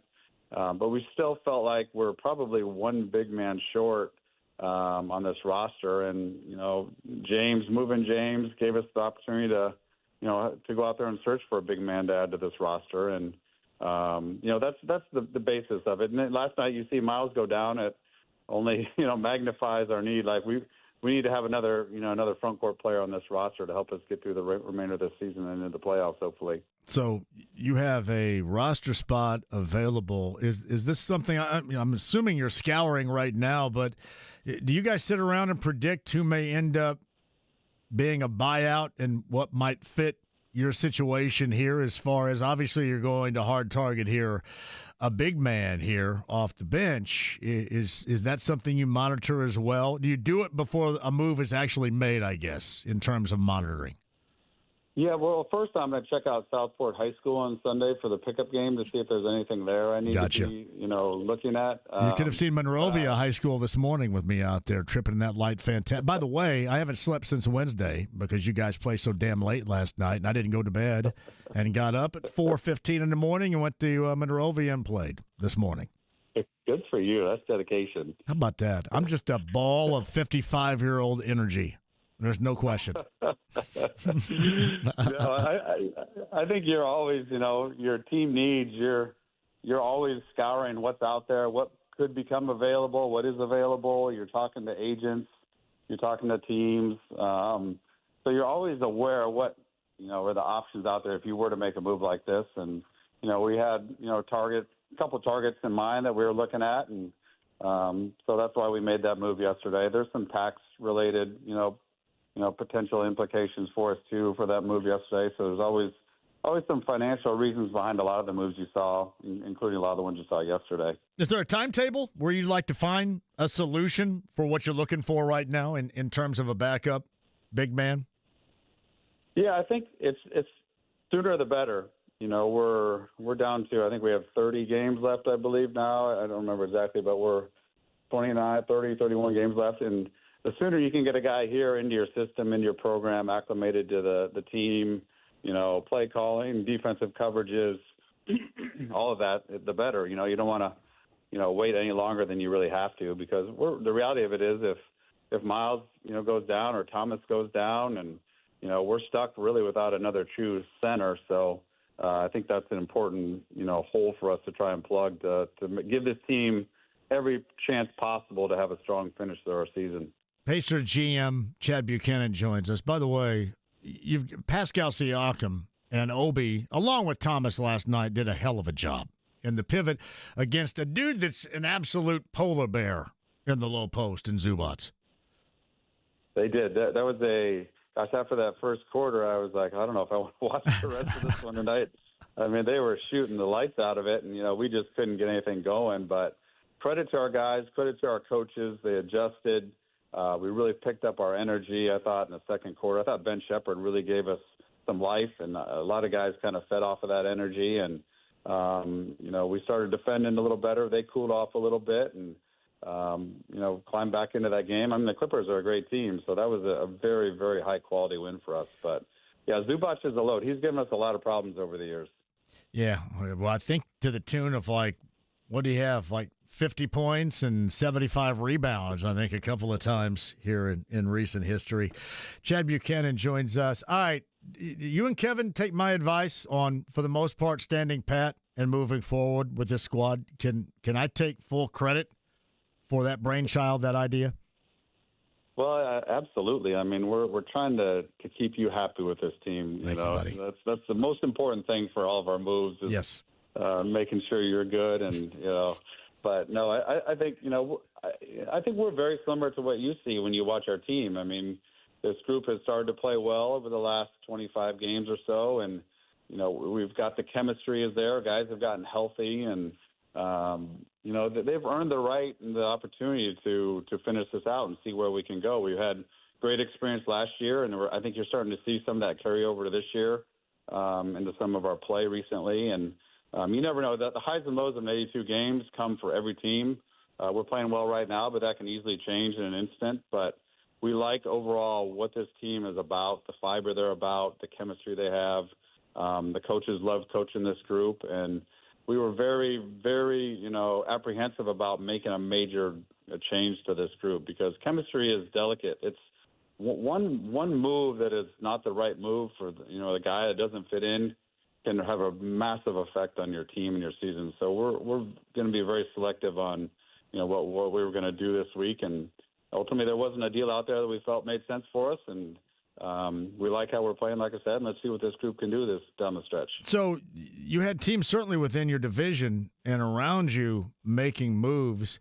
Is it tough not to become compelled to make a move because you see what others either above you or around you in your general vicinity within your own division are doing it, or do you have to stay grounded in that capacity? I think you're always looking at your competition. I think that's very fair, but I think you're also still see upside in your own team. I don't think this team has capped out, has hit its ceiling necessarily, and sometimes, like I referred to earlier, sometimes a change can be really good. Last year, Pascal was a great addition for us. Sometimes a change to an already good team can have negative impact on it. But I think you saw some teams in the East make some moves that, some could help, some may have no impact, some may hurt. You just never know. But I think our belief in this group right now, and, we're not delusional to think that we're, going to go win an NBA championship by this year. It's going to take a lot of luck and a lot of fortune to put ourselves in that position. But I think we feel like we're taking steps with this team, and we want to continue to take steps without disrupting it. So Chad Buchanan with us. I got to wear these Rihanna shoes. I mean, I guess no. Those are those Siakam shoes with the city uniforms that he wears. Those are just specifically manufactured for Siakam's feet. Is that true? That is true. Zach Eagle, our equipment manager, and I, we tried hard on that one, but that was a special shoe just for Pascal. I'll pay for him too. Would Siakam order a pair for me? I'll ask him for you. Yeah, I'll ask him for you. I'm sure that's high on the priority list right there too. Yes. Let me know your size, and I'll see if he can come through for you. Yeah, Deb, I'll pay for them. They just look incredibly comfortable to me, and that's what I'm looking for. I'm an old man looking for comfortable shoes. I'll just let him know there's a guy whose game really resembles yours, Pascal. Yes. And I think he would like to resemble it even with the shoe wear. Yes. You help him out, and I'll see what he says. All right. Does this count as a scouting trip going to Iowa City? Oh, I'm always scouting, the team they're playing. They play Wisconsin tomorrow. Okay. So I'm always watching, it's hard for me to just not just watch a game and not evaluate players. It's kind of in my blood. So it'll probably be some of that tomorrow. But I haven't seen him in a while, so I just want to go check in on him and take him to lunch or dinner and see how he's doing. Miles going to play? How is he? Do we know? Don't know yet. He took a pretty good shot across the bow last night, and I think he's got a sore neck and a sore head. So we'll see tomorrow how he's feeling. But I think that was a pretty good shot he took last night. Waiting for breaking news. Take him a little while. Breaking news not coming here. Oh, dang. All right. Hey, travel safely up to Iowa City, and don't fall in love with it like you have before. And we'll see you when you get back here. Hey, let me know, too, about if Siakam feels compelled to order a friend of yours some really comfortable-looking shoes, okay? You got it. You need to text me your shoe size. You got it. I got you. Hey, Well, I'll embellish it like in front of everybody right here. Like I do when I go bowling. Yeah, give me the size 15s, please. All right, buddy. Hey, drive safely. I appreciate it. Appreciate it. Have a good weekend. You too. That's Chad Buchanan, Pacers general manager on the Andy Moore Automotive Group hotline. Just make me happy. That's all that matters. Pacer fans, you agree with that? Just make me happy. You believe with what he said? They're just trying to make me happy? I think that also is an understanding that your good friend right here and the host of this show knows what he's talking about, right? Quick break, we'll come back. Voice of the Hoosiers, Don Fischer. There is a statement. We've gone over that. We'll do it again from IUAD Scott Dolson regarding Mike Woodson. And Don Fischer preps us for Dusty May in Michigan and that appearance tomorrow at Assembly Hall versus the Hoosiers. That's coming up after 5. 93.5, 107.5 The Fan.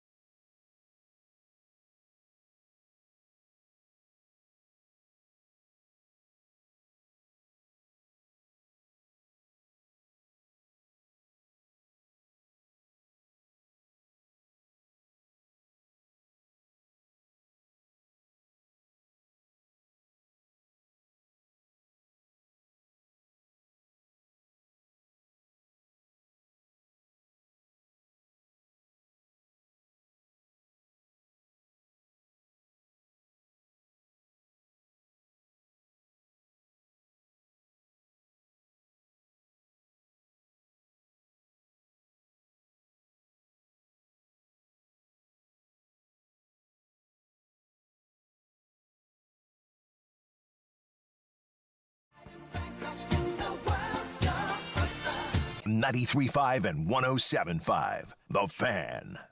Just an incredibly busy show so far. Chad Buchanan, Pacers general manager. Former NBAer, Pacers TV radio, Eddie Gill from Southern California. Pacers Lakers tomorrow, 3:30. Coverage begins here. That is a tip time of 4 o'clock. Remember, ESPN flexed it, but still your local coverage on TV with Chris and Quinn and JJ and Eddie. That will be on FanDuel and Channel 13 WTHR coming up tomorrow afternoon. For your convenience there, Carson Steele, rookie running back, the Kansas City Chiefs from Center Grove, also a part of the show a little bit earlier. Bob Lovell to the podcast at 1075thefan.com. Scott Dolson, IUAD, in a statement, quote, during a meeting with Coach Woodson on Wednesday, he informed me he wanted to step down as our program's head coach at the end of the current season. That and then some in that statement. We discuss voice of the Hoosiers, Don Fischer, Michigan, and IU coming up tomorrow. We got you covered on that end of it and more with Don. He joins us next.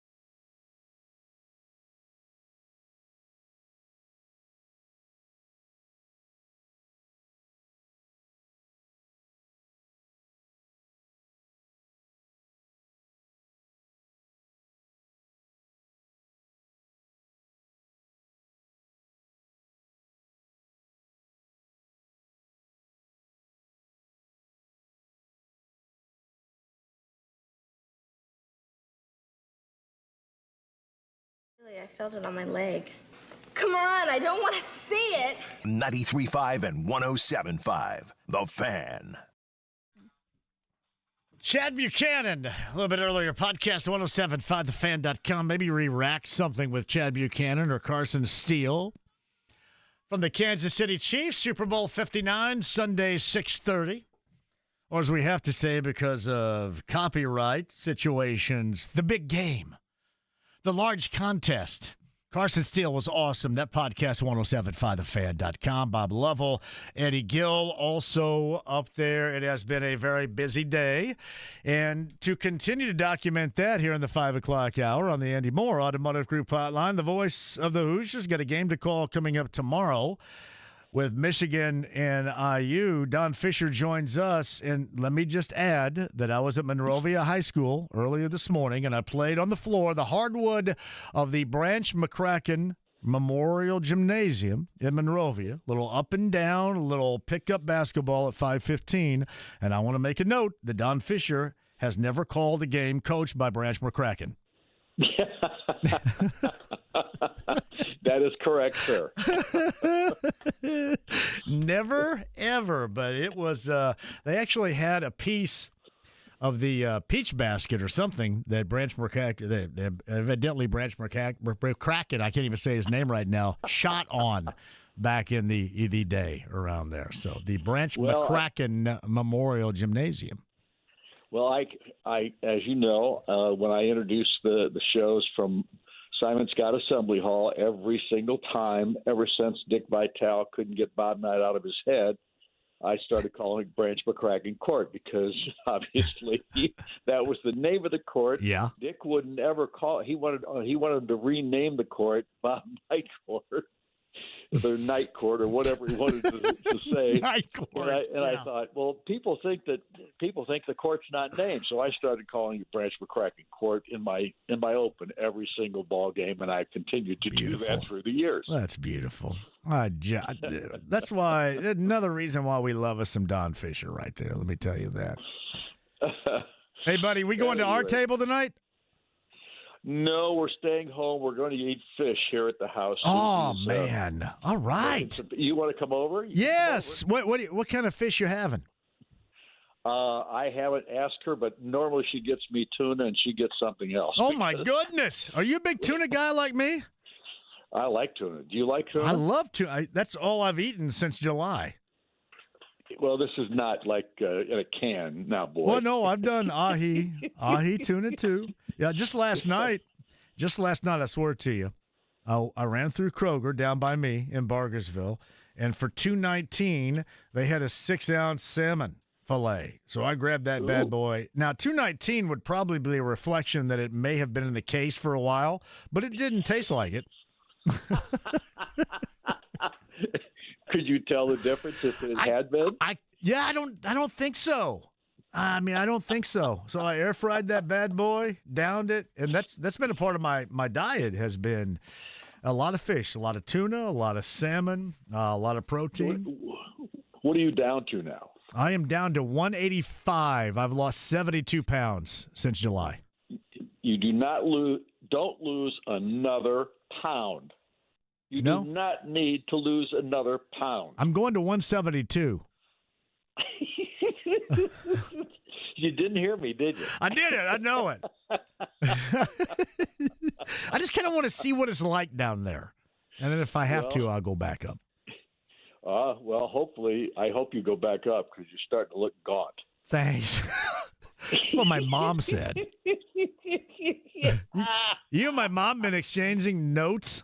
I did not know your mom said that. Yes, that's what she said too. Last time I talked to you, you were still at 190 or something like that. So if you're down to 185, you're looking gaunt, man. I just weighed yesterday, 185, and my goal was 172. I'm assuming I ran off about 1,000 calories this morning, so I'm not going to reach 1,200 today. So I'll probably lose some more by the time days ends. How tall are you? How tall are you? Well, I used to be 6 feet, but I'm shrinking right now, so I may be 5'11". I used to be 6 feet too, so you're right at my. Are you shrinking like me? Oh my gosh, I can't tell you how embarrassed I was when I got on a scale, one of those scales they put you on. Yes. And the girl goes, 5'10". I went, bull crap. And so apparently I've shrunk at least 2 inches, or right at 2 inches at this point, so it's not a good thing. It pisses me off, too. That's why I buy – in the wintertime, it's better for me because I buy these big boots, like Timberland boots and Columbia boots, just so I can get a little bit more height because I know I'm shrinking. I'm kind of – like before I've been like when you crush a beer can and, you get – it gets smaller and then it kind of gets wider. That used to be me. Yeah. Now I'm sidestepping the wide part, but – yeah, still shrinking, which is problematic. Well, here's what you need to know. I buy G-Defy, like their tennis shoes, their walking shoes, or whatever, Right. They're called G-Defy, but I only buy them because they give you about 1.5 inches extra height. I'm down with that right there. Seriously. I literally just asked Chad Buchanan because Pascal Siakam has a pair of shoes they wear in their Indy city uniforms that I like, that look comfortable and look like they add height. And I literally he said, hey, they only make them for him. And I said, ask him if he can get them in my size and I'll pay him for a pair. Well, that'd be the first time you paid for anything. It is, recently. exactly. I thought, even though that Pascal has enough cash to pay for them for me, I would not allow that. I'll pay for them on my own. But I want to add height and comfort, because this old man also needs some comfortable shoes, buddy, let me tell you. Well, as you get older, you definitely need comfortable shoes. Yes. There's no question about that. I don't care what they look like. So height and comfort is what we're after right here. Okay, so Fish inside the Fischer household later on tonight, which is very appropriate. Yeah. Sounds good to me. So did you happen to check out the statement from Scott Dolson, IU's AD, within the last hour? I did. What'd you think about it? I looked at it. I read it completely, and I thought, well, it's a good statement. It's the kind of statement that I expected from Scott, no question. I kind of wonder, and people have asked me the motivation, and obviously you don't have to go down this path if you don't want to. I think that it also, knowing who's coming in tomorrow and knowing how the environment has been in there in past games, do you think at all this cushions the blow for Michigan IU tomorrow if this thing goes a little bit haywire, certainly as we've seen recently? Here's what I think about the whole thing. I think that the proper decision was made under the circumstances that have taken place. Mike, I think, came into this position. I think his first 2 years were really good in the sense of what they were able to accomplish with him being a new coach and the way the system is working at that point in time. But it hasn't done it the last 2 years. There's no question about that. And at some point, you recognize what the issues are. And all I can tell you is if Mike has come into this situation and gone in and told Scott these things, then he knows exactly what he speaks. He's telling you what he feels right now.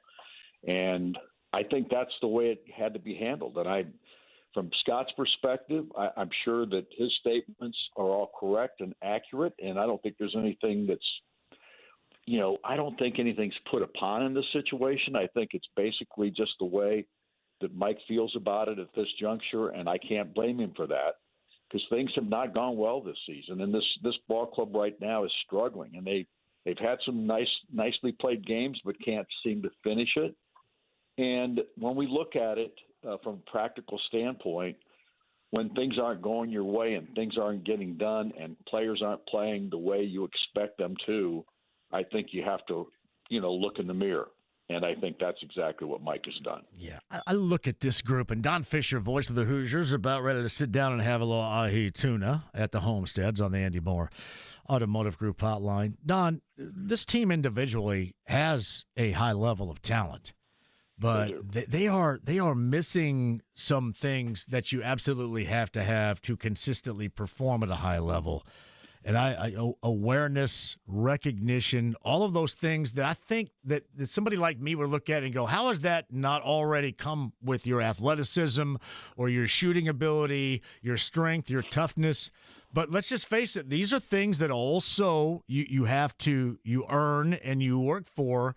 And right now, I think those are two situations that tremendously hold this team back from having any level of positive consistency whatsoever. Well, and we talked about this a lot, especially in the early part of the season when they were playing lesser teams. The fact that they didn't have the energy level or the effort level in ball games that you anticipated that they would. I mean, every time you walk into the building, you have to have an energy, a focus, an effort level that are consistently good. That team, or this team, I should say, didn't have it on a consistent basis, and we saw some of that last year a lot. I mean, it's pretty obvious when guys are not giving their greatest effort or are not focused on what they're doing out there. And a couple of games back, Miles Rice had no points in a ball game and struggled mightily in that contest. And he wasn't superstar status against Purdue, and he wasn't great against Wisconsin this past week. I mean, I'm not saying he was bad, but he wasn't great. He wasn't the player we anticipated, and it's not just him. Look at Malik Renew since he's come back from the injury. He has not performed up to any kind of expectations at this point. It's a number of guys, and Mackenzie Mbaka went through that 4-game stretch where he didn't do anything in 4 straight ball games. And it's been, if it hasn't been one guy, it's somebody else. And it's been like that through much of this season.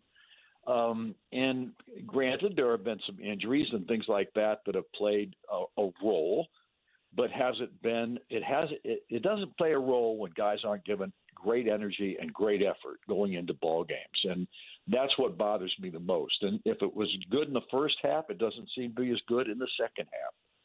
So those aspects of it alone are troubling, to say the least. So Don Fischer, voice of the Hoosiers, IU Michigan coming up tomorrow, 93 WIBC has your coverage. You bring up a great point with Malik Renew, and I know he's dealt with injuries, but the one thing that stands out about him is how strong, especially to his left, he used to go. And the other night in Wisconsin, I can't think of anybody that went softer, whether it was because he's still injured, dealing with whatever it was. He does not even close to look like the same type of strong presence that he was in the past. And that's one of the things I think you brought up that's obvious. And that's not so much recognition. That's just like understanding of the game at the beginning. When you have a team shooting the lights out for 3 and you go under screens or you don't close out strong, and I don't care if it's a proficient, or I should say in this case, an efficient three-point shooter. If somebody's hot, and you got to get it stopped. So you got to close out, you got to get a hand up, you got to go over screens, whatever. And this team just kind of has failed to realize that individually. And that has been a struggle and has been tough to watch at times. And in Malik's case, I don't know how much the brace that he's wearing on that knee now bothers him, because he doesn't look like the same guy out there in the floor that we saw earlier this season. And again, I just think some of these guys are struggling at this point. Why they're struggling, I can't answer that question. But it hasn't all fit together like you would hope that it would, or the anticipated that it would, because of the talent level that these guys have brought to the table. There's no question they have enough talent to be a really good basketball team. And look what they did against Purdue. Granted, they got beat, and they got beat in the last seconds of that ball game because they made a couple of key mistakes. But they played them tough, and they were competitive. That shows you that they can do it, but they haven't done it on a consistent basis. And that's been the problem almost the entire season. Man, it was such an early, tough watch. I can't imagine being you in Madison on Tuesday, because hell, before you sit down, they're down 20 points. 26-4 was the run that Wisconsin had to start that ball game. And it wasn't just one or two guys. It was their whole ball club. Yeah. They had 6 threes they had 9 threes in the first half. 6 different guys shot those threes. And most of those were done damage-wise in that first 26-4 run.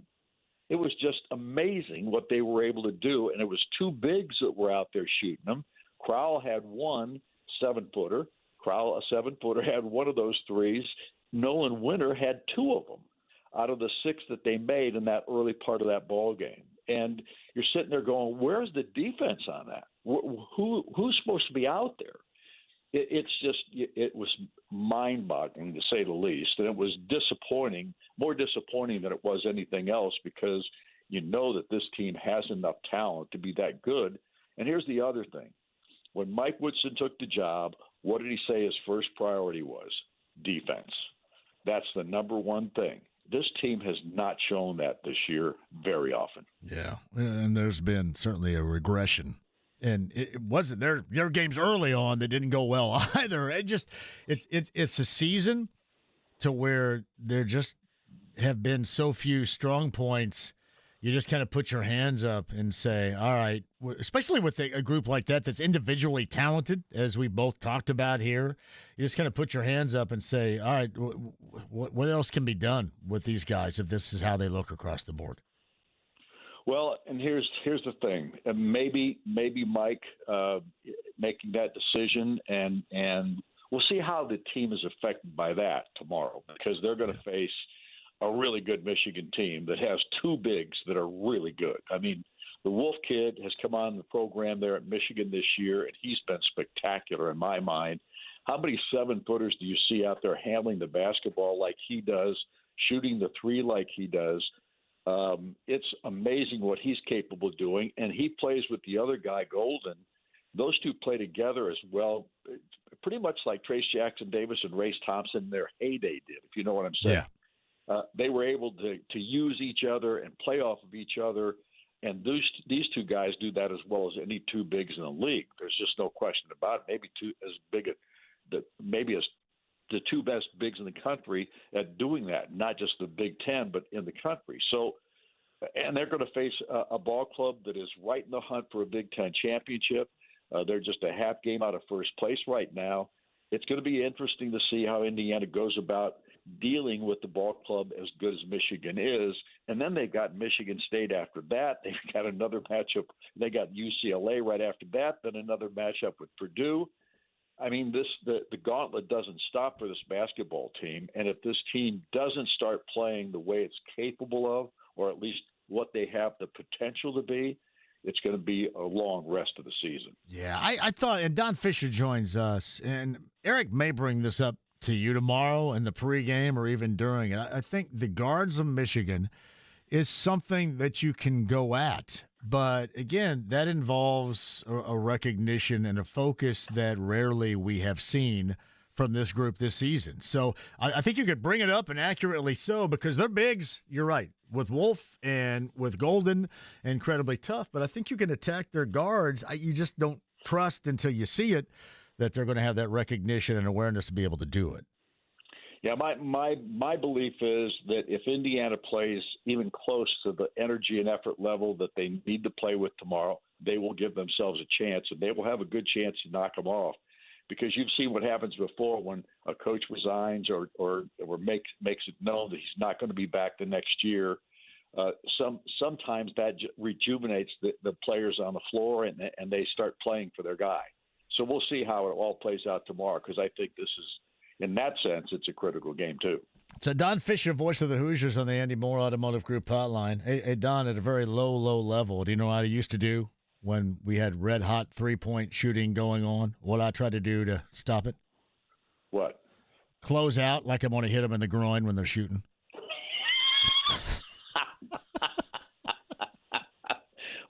So you were able to stop that swing, huh?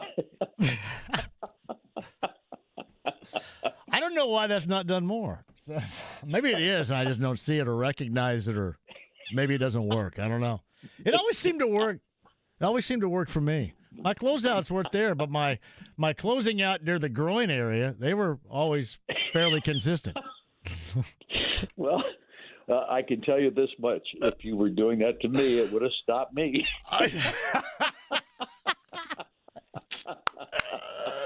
Some people have accused me of being Bush League with that tactic.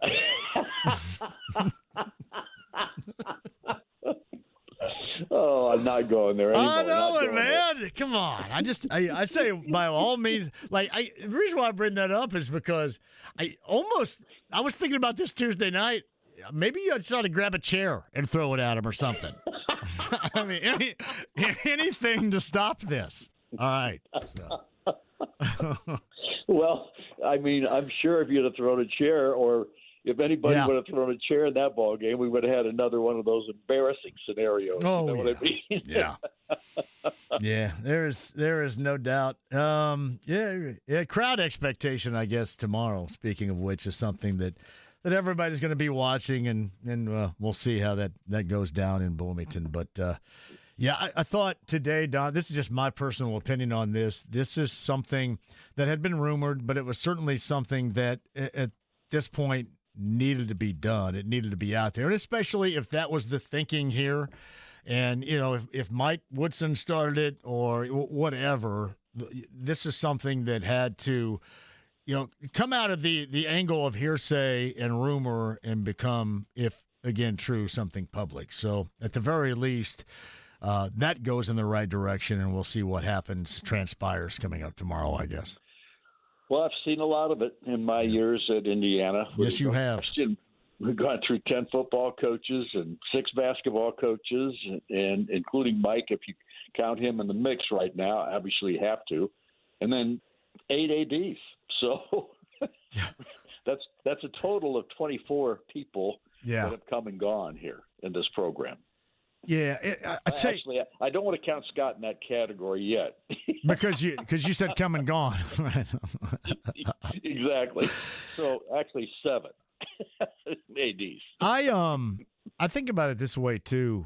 The head coach really in football, you really have to be wired differently nowadays. I always thought you had to be wired differently anyway, but now with all the things that are going on with NIL and transfer portal, you really have to be wired differently for this. I mean, unlike, I think measures or, how you're taught, this is all ever evolving right now, and it just takes an even different type of person than, what we thought, years ago now to be able to do this and do this at a high level consistently, certainly.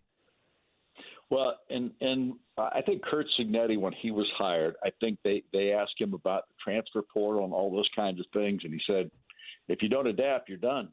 So you've got to adapt. Yeah. You have to make the changes that are necessary. And there have been several coaches, i.e. Nick Saban, Tony Bennett at Virginia. There have been several coaches that have said, I'm not going through this any longer the way it's structured. And they just gave it up. And I don't blame them.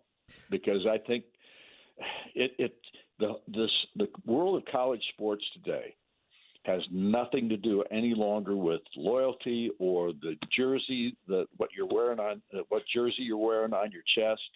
It's got nothing to do with that. It's all got to do with money, and that's the sad scenario that we're dealing with right now.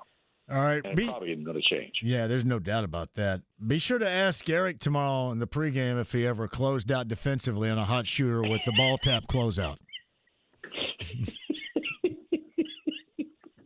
I will ask him, but I guarantee he may not tell you the truth. I guarantee Eric Soar did the ball tap closeout at some point in his life. Guarantee it. I'm not going to report back to you. I'm sorry. No, you won't. Well, you can do it privately. Next time we hit our table, you can say, well, I asked him about the ball tap closeout, and he said he's never done it. And then I'll know that he's lying because he's done. I guarantee you. Guarantee it. He's a nice dude, too, but I guarantee you he's utilized the ball tap closeout. Well, trust me, he was not a nice dude on the basketball court. He was a tough little dude. Well, that's exactly why he was doing that. There's no doubt. Didn't Tom McKinney back in the day? Was it Tom McKinney he played for at North? Exactly. Yeah, they taught that there. No, that was J.R. Holmes that taught that. I know that Ron Heklinski taught that over there. All those Edgewood guys did that back in the day. Good God Almighty. I'm associated with you in this conversation, aren't I? You are. See, now this is going to fall in your jurisdiction. So that's how I want it. I'm going to be asked about this ad nauseum. I can't wait. Right now. I'm setting the table for you. Hey, enjoy that ahi tuna tonight and know what's coming tomorrow, okay? I got you. All right, buddy. I appreciate it. Tell Susie I said hello. Enjoy that fish tonight, and once you get a Friday off, we'll hit the our table again coming up. Sounds good, man. All Appreciate right, it. take it easy. Don Fischer, voice of the Hoosiers on the Andy Moore Automotive Group hotline. The ball, it's not an actual ball tap. It is a fake ball tap closeout. You guys know exactly what I'm talking about. Don't act like you've never done it before. Come on. Yeah, Bush League maybe. Noon tomorrow, coverage begins right across the hall, 93 WIBC. That is a 1 o'clock tip between Michigan and IU, and Dusty May's return. Are they making it Greene County Day? Coming up tomorrow down in Bloomington. Greene County, actually on the west side of Bloomington is Greene County Day every day. If you've been to the west side of Bloomington, you know that every day is Greene County Day. Dusty May in Michigan tomorrow. Don Fischer, Eric Soar, John Herrick have it for you. 93 WIBC. Quick break. We'll come back. Busy show. I've got tickets to give away for Love Fest, right, James, before the end of the show as well. And re-racking in the 6 o'clock hour, a couple of conversations maybe that we had earlier today. Plus, have you heard the Fulton news? Is this the Earth, Wind, and Fire news? So, Fulton has a remix that we created here with Earth, Wind, and Fire September with Fulton on his ukulele. So I'm taking Fulton at his word. I'll tell you what Fulton had to say about Earth, Wind, and Fire coming to Indy in the summertime. It's coming up next. Don't go anywhere. 93.5, 107.5, The Fan.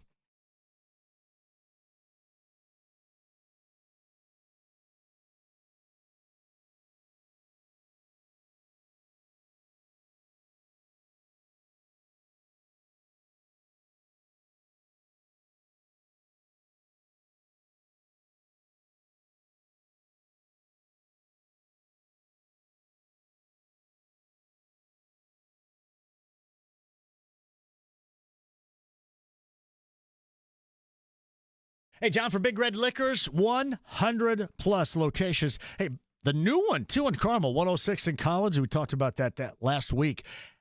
We've got big game needs covered for this weekend at Big Red Liquors, right?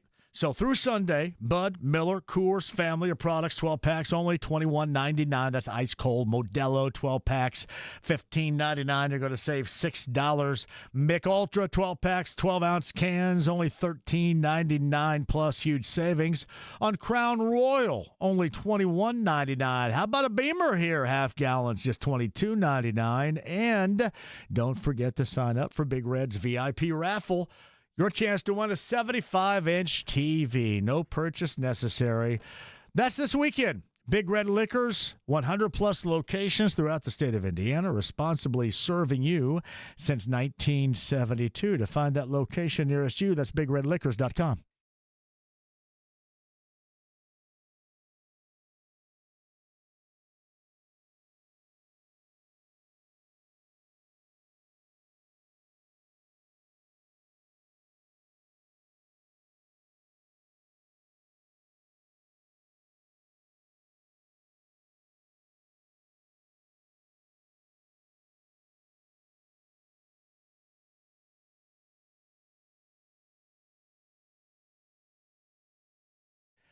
John here, and why settle for one gift when you, and I mean you out there, can knock it out of the park with three? So head over to Moyer Fine Jewelers, get your special someone a beautiful piece of jewelry, right? Now, while you're at it, they're going to throw in free chocolates and a dozen roses on the house. That's jewelry, sweets, and roses, all from Moyer, and you, my friend, you get full credit. So do yourself a favor. Visit Moyer and be the hero this Valentine's Day. That's what it's going to take. You're going to look spectacular with this. Visit Moyer. 146 in Carmel. It's a little bit north of that location right there. Online, check out all they have to offer. MoyerFineJewelers.com for Valentine's Day. Again, MoyerFineJewelers.com.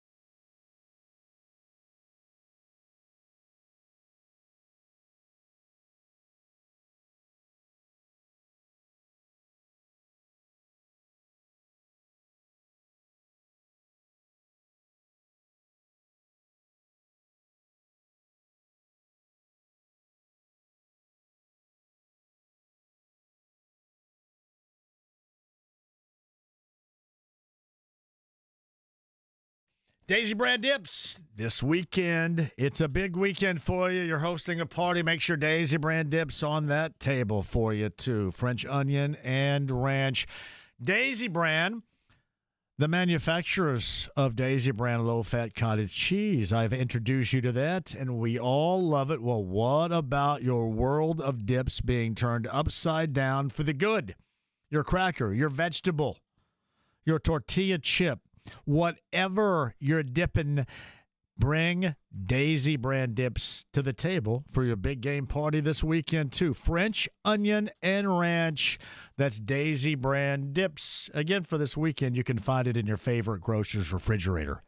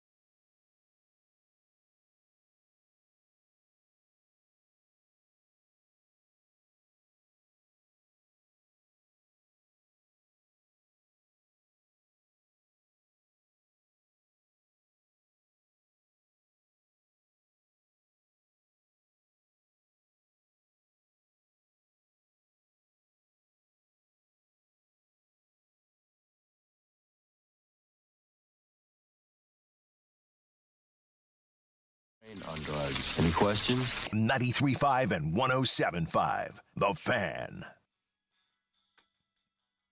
Cole says, I was thinking about coming to some pickup hoop. Now I'm not so sure with the ball tap closeout. Good song right there, by the way. I have played that too. Tim Martin says, if you haven't done the ball tap closeout, you're either never played basketball or you're lying. True story. Our good friend Josh Hallett, the big man, says North Davies taught that closeout in their biddy ball program, but they stressed making contact with it. It was a basic fundamental for them. The ball tap closeout. Now, that's faking, but you guys know what I mean right there. Well done, everybody. I mentioned this from our good friend Fulton earlier in the show. He sent me a message via X. JMV, I got a call from Earth, Wind, and Fire's producers. And they said that they want me to be on stage with Earth, Wind, and Fire playing my ukulele and singing September on July the 23rd. That is from Fulton. Can you, Fulton and the ukulele on stage with Earth, Wind, and Fire? What have we created here? I saw that and went, what? So, yeah, Fulton says he is going on stage with Earth, Wind, and Fire and his ukulele to do our remix during their show here in Indy of September. What say you, James? That's awesome. He should do a stage dive. It's incredible. Fulton and Earth, Wind, and Fire and his ukulele. Well, see, all of a sudden that becomes a must-see. I've got Earth, Wind, and Fire tickets for you guys tomorrow night on the JMV Takeover. I've got Love Fest tickets for you coming up for the end of this show. I've got Dave at 239-1070 right now. Dave, welcome to the show. How are you? Hey, I'm great. Long-time listener, first-time caller. My brother, I appreciate that more than you know. I'm glad you're motivated to do it. Well, and I just got to put it out there. Hate tuna, love the ball tap, and let me just say, it's only effective if you've actually done it once to where they're wondering if you're actually going to really tap them. But be that as it may. True. I got a vent, and if there's any chance you guys could keep me on, just listen to your response. Okay, go ahead. How in the world – sorry, take yourself off speakerphone here. How in the world could you have the most points in NFL history, most field goals, 44 field goals in a row as a record, clutch when it mattered the most, tuck rule game, 2 Super Bowls, and not be a first ballot Hall of Famer? There's no doubt about that. It's one of the dumbest things of all time. Makes zero sense. Indeed, Dave. Yeah, and so I just had to say it because all of us in this city love and respect Adam. Somebody messaged me because I had posted it on X and said, because he's a kicker, and I said, no. Parkey Double Doink is a kicker. Carlos Santos is a kicker. Justin Tucker is a stud, and Adam is the GOAT. And so I just wanted to say I've lost the respect for the NFL Hall of Fame balloting. Could Reggie have been in? Sure. Eli? Sure. The greatest of all time with the most points in NFL history is travesty. And I just had to say it publicly for all us in Indy who support Adam and hope he gets in at 26. 100% right on that, Dave. Anything else? Nope, just appreciate the show. Keep doing it, guys, and we'll talk to you soon. Dave, thank you. He's right. It is a travesty. It's ridiculous. How can you have that resume, and I don't give a damn if you are a kicker. How can you have that resume and be eligible for the Pro Football Hall of Fame and these knobs not vote you in? What in the hell is going on? Now, I will suggest, I think, would Chappell say that Ron Borges from the Boston media, a longtime writer there, I think was the one that talked him up. Maybe he needs Mike Chappell to talk him up. But that is just beyond stupid. But that's kind of where it is. Then you're going to say, well, he'll probably get in next year, or he's not first ballot. I mean, seriously, who is first ballot? If Adam Vinatieri at his position in NFL history is not a first ballot Hall of Famer, who's the first ballot Hall of Famer? I know the usual suspects, the who's who that you're going to talk about here, but he should be there too. There's zero question about that. Thank you, Dave. Rob's up next at 239-1070. Hello, Rob. How are you? JMV, how you doing? Great, Rob. Are you going to call tomorrow night? Oh, absolutely. I have a song that will relate to what I'm getting ready to talk about. Okay.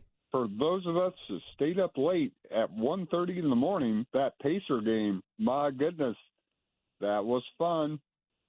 And how many ankles have you ever broken, JMV? No, yeah. My lateral movement and my ball handling skills just not good enough. But, yeah, Halliburton, he broke a couple. Actually, I think 4 in all. Two dudes last night. It was impressive. Well, yeah. the play before that, he threw the bad pass to Matherin, and Matherin recovered it and did the whole crazy out-of-bounds, inbounds thing and got fouled too. Oh, my goodness. That was enjoyable as any Pacer game I've ever watched, and I watched it with Uncle Dave. You know who I'm talking about. You got that right. We miss him. We miss him a great deal. And Larry, my dad. Yes. And that was so much fun. I have never seen, you know, a lot of times everybody thinks, well, you're making light of something just because you're living in the moment. But last night, you had a 19-16 and a 14-0 run in those games. They went from 22 down to 10 up in what seemed to be a matter of minutes. It was really an incredible basketball game in terms of swing. And I know 40-plus, you saw the Clippers go for in the first quarter. They knocked down 10 threes. The Pacers went for 40-plus in the second quarter. It was a back and forth that was very entertaining late night on a Thursday night. And the Pacers only played 8 in the rotation because Miles went out with the injury, and it was absolutely amazing and fun to watch. And anyone in the national media that says Pascal Siakam shouldn't be an all-star can kiss my backside. You got that right, Rob, and I'll talk to you tomorrow night with a JMV takeover too, buddy. Oh, we're going crazy from the 80s. Are we going crazy? Are we getting nuts? Is it going to be "Let's Go Crazy"? Your request, is that where you're getting at here? Is it going to be "Crazy" by Ice House? Is it going to be "I Go Crazy" by Paul Davis? What do you got? It might be Ice House. Gotcha. It might be "Crazy." It might be "Crazy" by my man Steele. How about "Crazy in the Night" by Kim Carnes? Will that work? How about Crazy Nights by Kiss? Oh no, I can't do Kiss. Okay, makes sense. Respect them. All right, buddy. But I do love Seal, so that might be the one I choose. So. JMV takeover tomorrow night. B105.7. Rob, thanks, man. Quick break. We'll come back. Love Fest tickets. The woo woo woo of Jeffrey Osborne on the way. Your chance to win. Couple of weeks from tomorrow is when the Love Fest will occur. Clues Hall, campus of Butler. Your chance to win's coming up. Don't go anywhere. 93.5, 107.5 The Fan.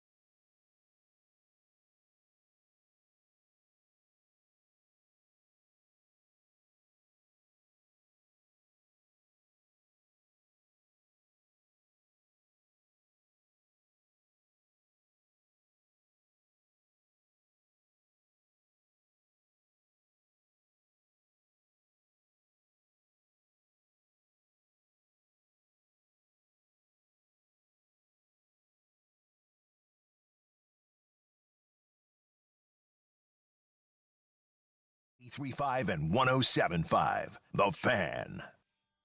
All right, crank it up for me, James. The Love Fest. No, Mike Wells today. This would have fit really well with Mike. Keep it going. Jeffrey Osborne and friends for the R&B Love Fest. Clues Hall.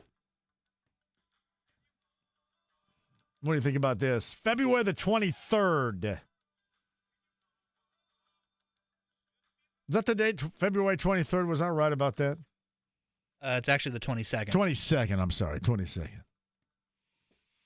Jeffrey Osborne after 7. John B. Should be a great time. Number 9 at 239-1070 on us. We'll go.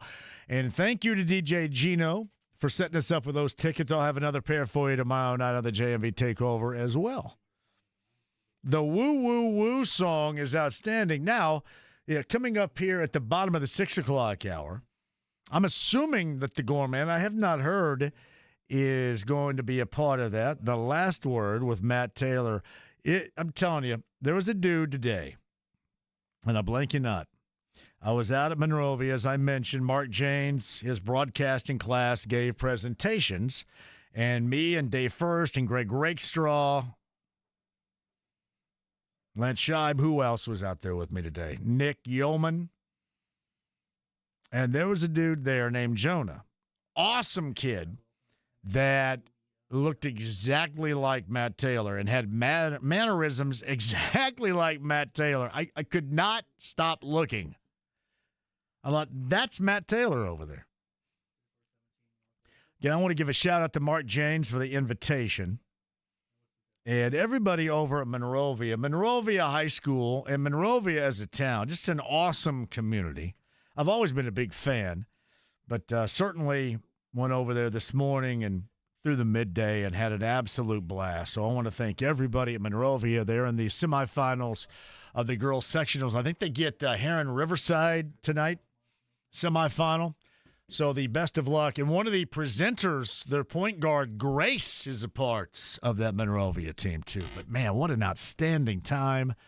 And that is something I would like to do again. So hopefully one of these days we can. Skivvy says, hang up on that man. Quote, I don't respect Kiss. Rob. Daniel writes this. JMV, if Vinny isn't a first ballot, then I'm not sure if J.J. Watt should be. I've heard many say he will be. Frank says, party bus to Earth, Wind, and Fulton. Earth, Wind, and Fulton. If they would say that, I would absolutely be floored.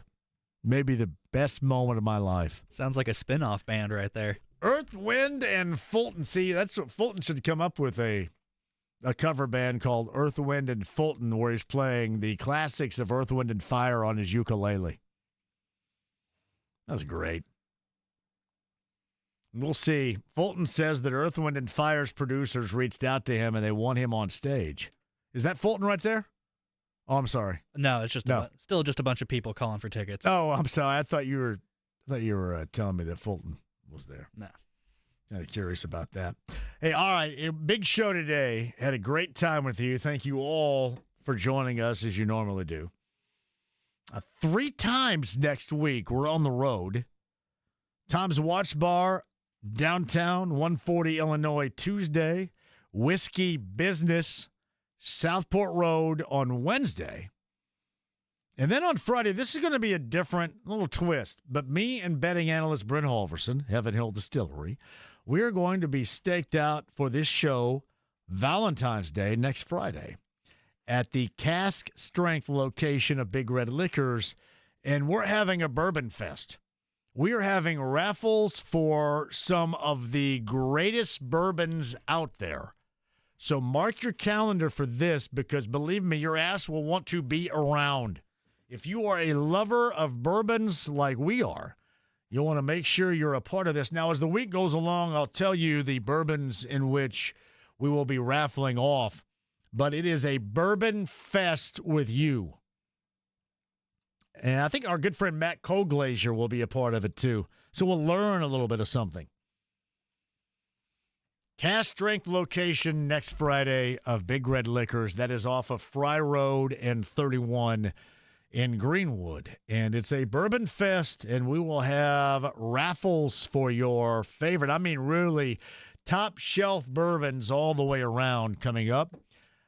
That's a week from today, and should be an absolute blast at that. All right. Couple of things to make up for the day and what has been incredibly busy.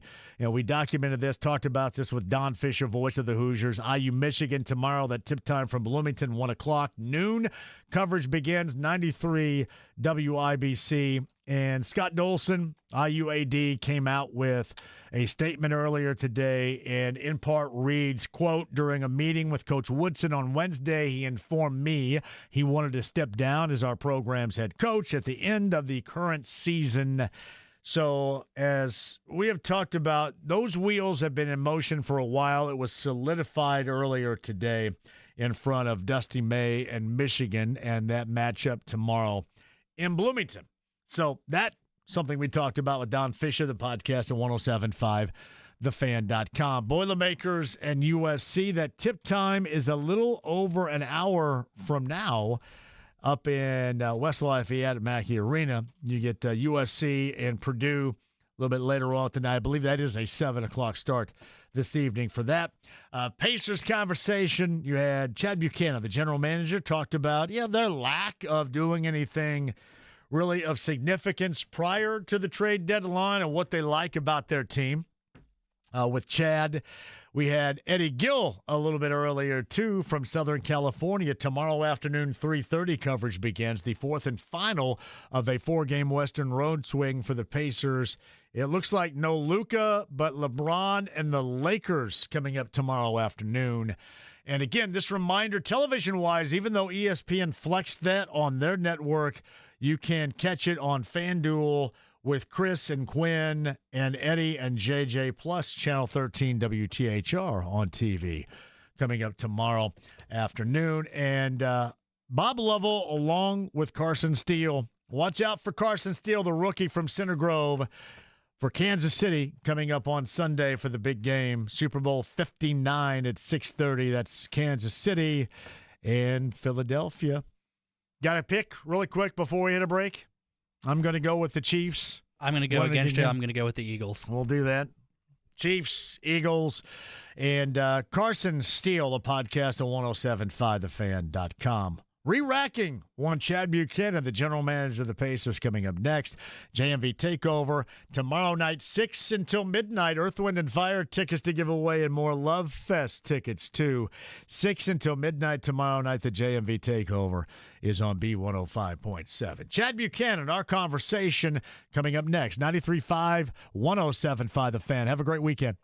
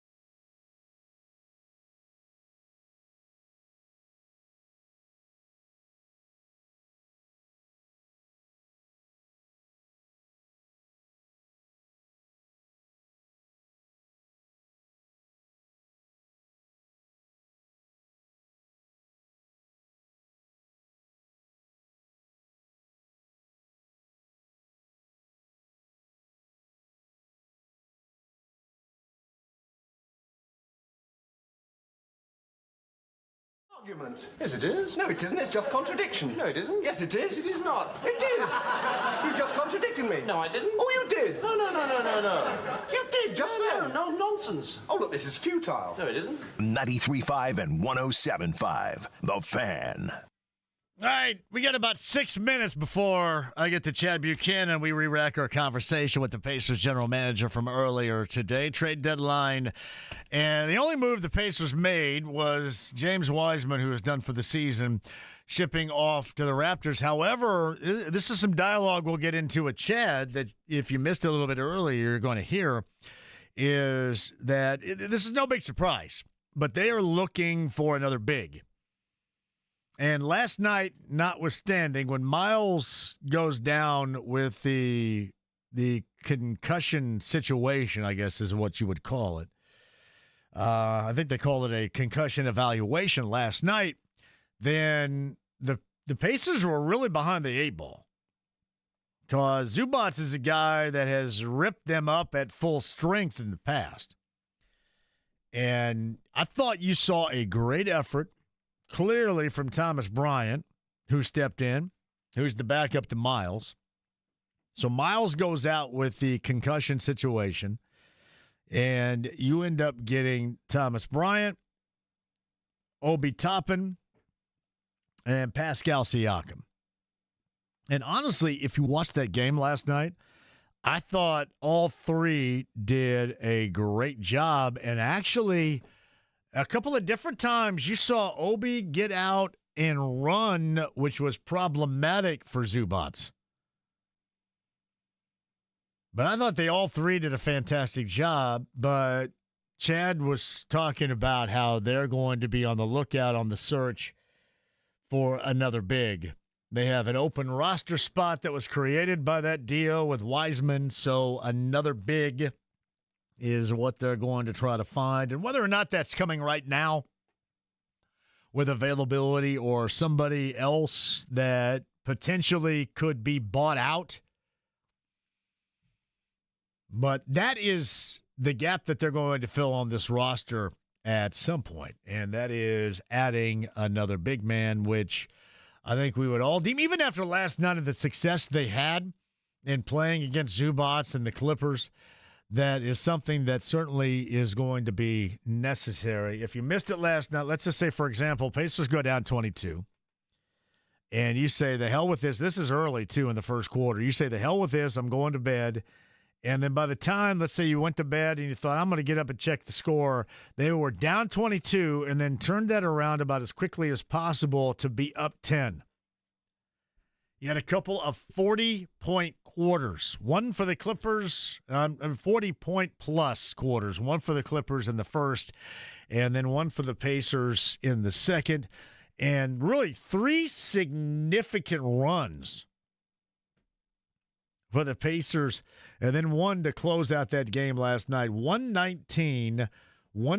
Pascal Siakam, 33 points and 11 rebounds.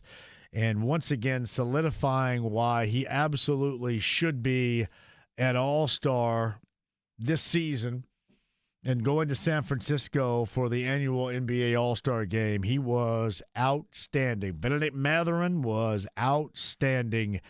Got a lot of work by a lot of folks. And what I felt was, to me, as difficult of a stretch of games from going to Europe and Paris to coming back for 2 games at Gainbridge Fieldhouse and then heading out west for 4 straight. So far, so good. And obviously, you look at Portland, and you wish that Portland could have been handled better. But if you can get away with a win over the Lakers, and the Lakers are playing incredibly well, tomorrow afternoon, 4 o'clock is that tip time, 3:30 your coverage begins here on The Fan. That'll make everybody feel good, as that is better, certainly, than a split, but you're going to get yourself set for the Knicks coming to Gainbridge Fieldhouse on Tuesday evening. And then, obviously, you get that Wednesday game at Washington.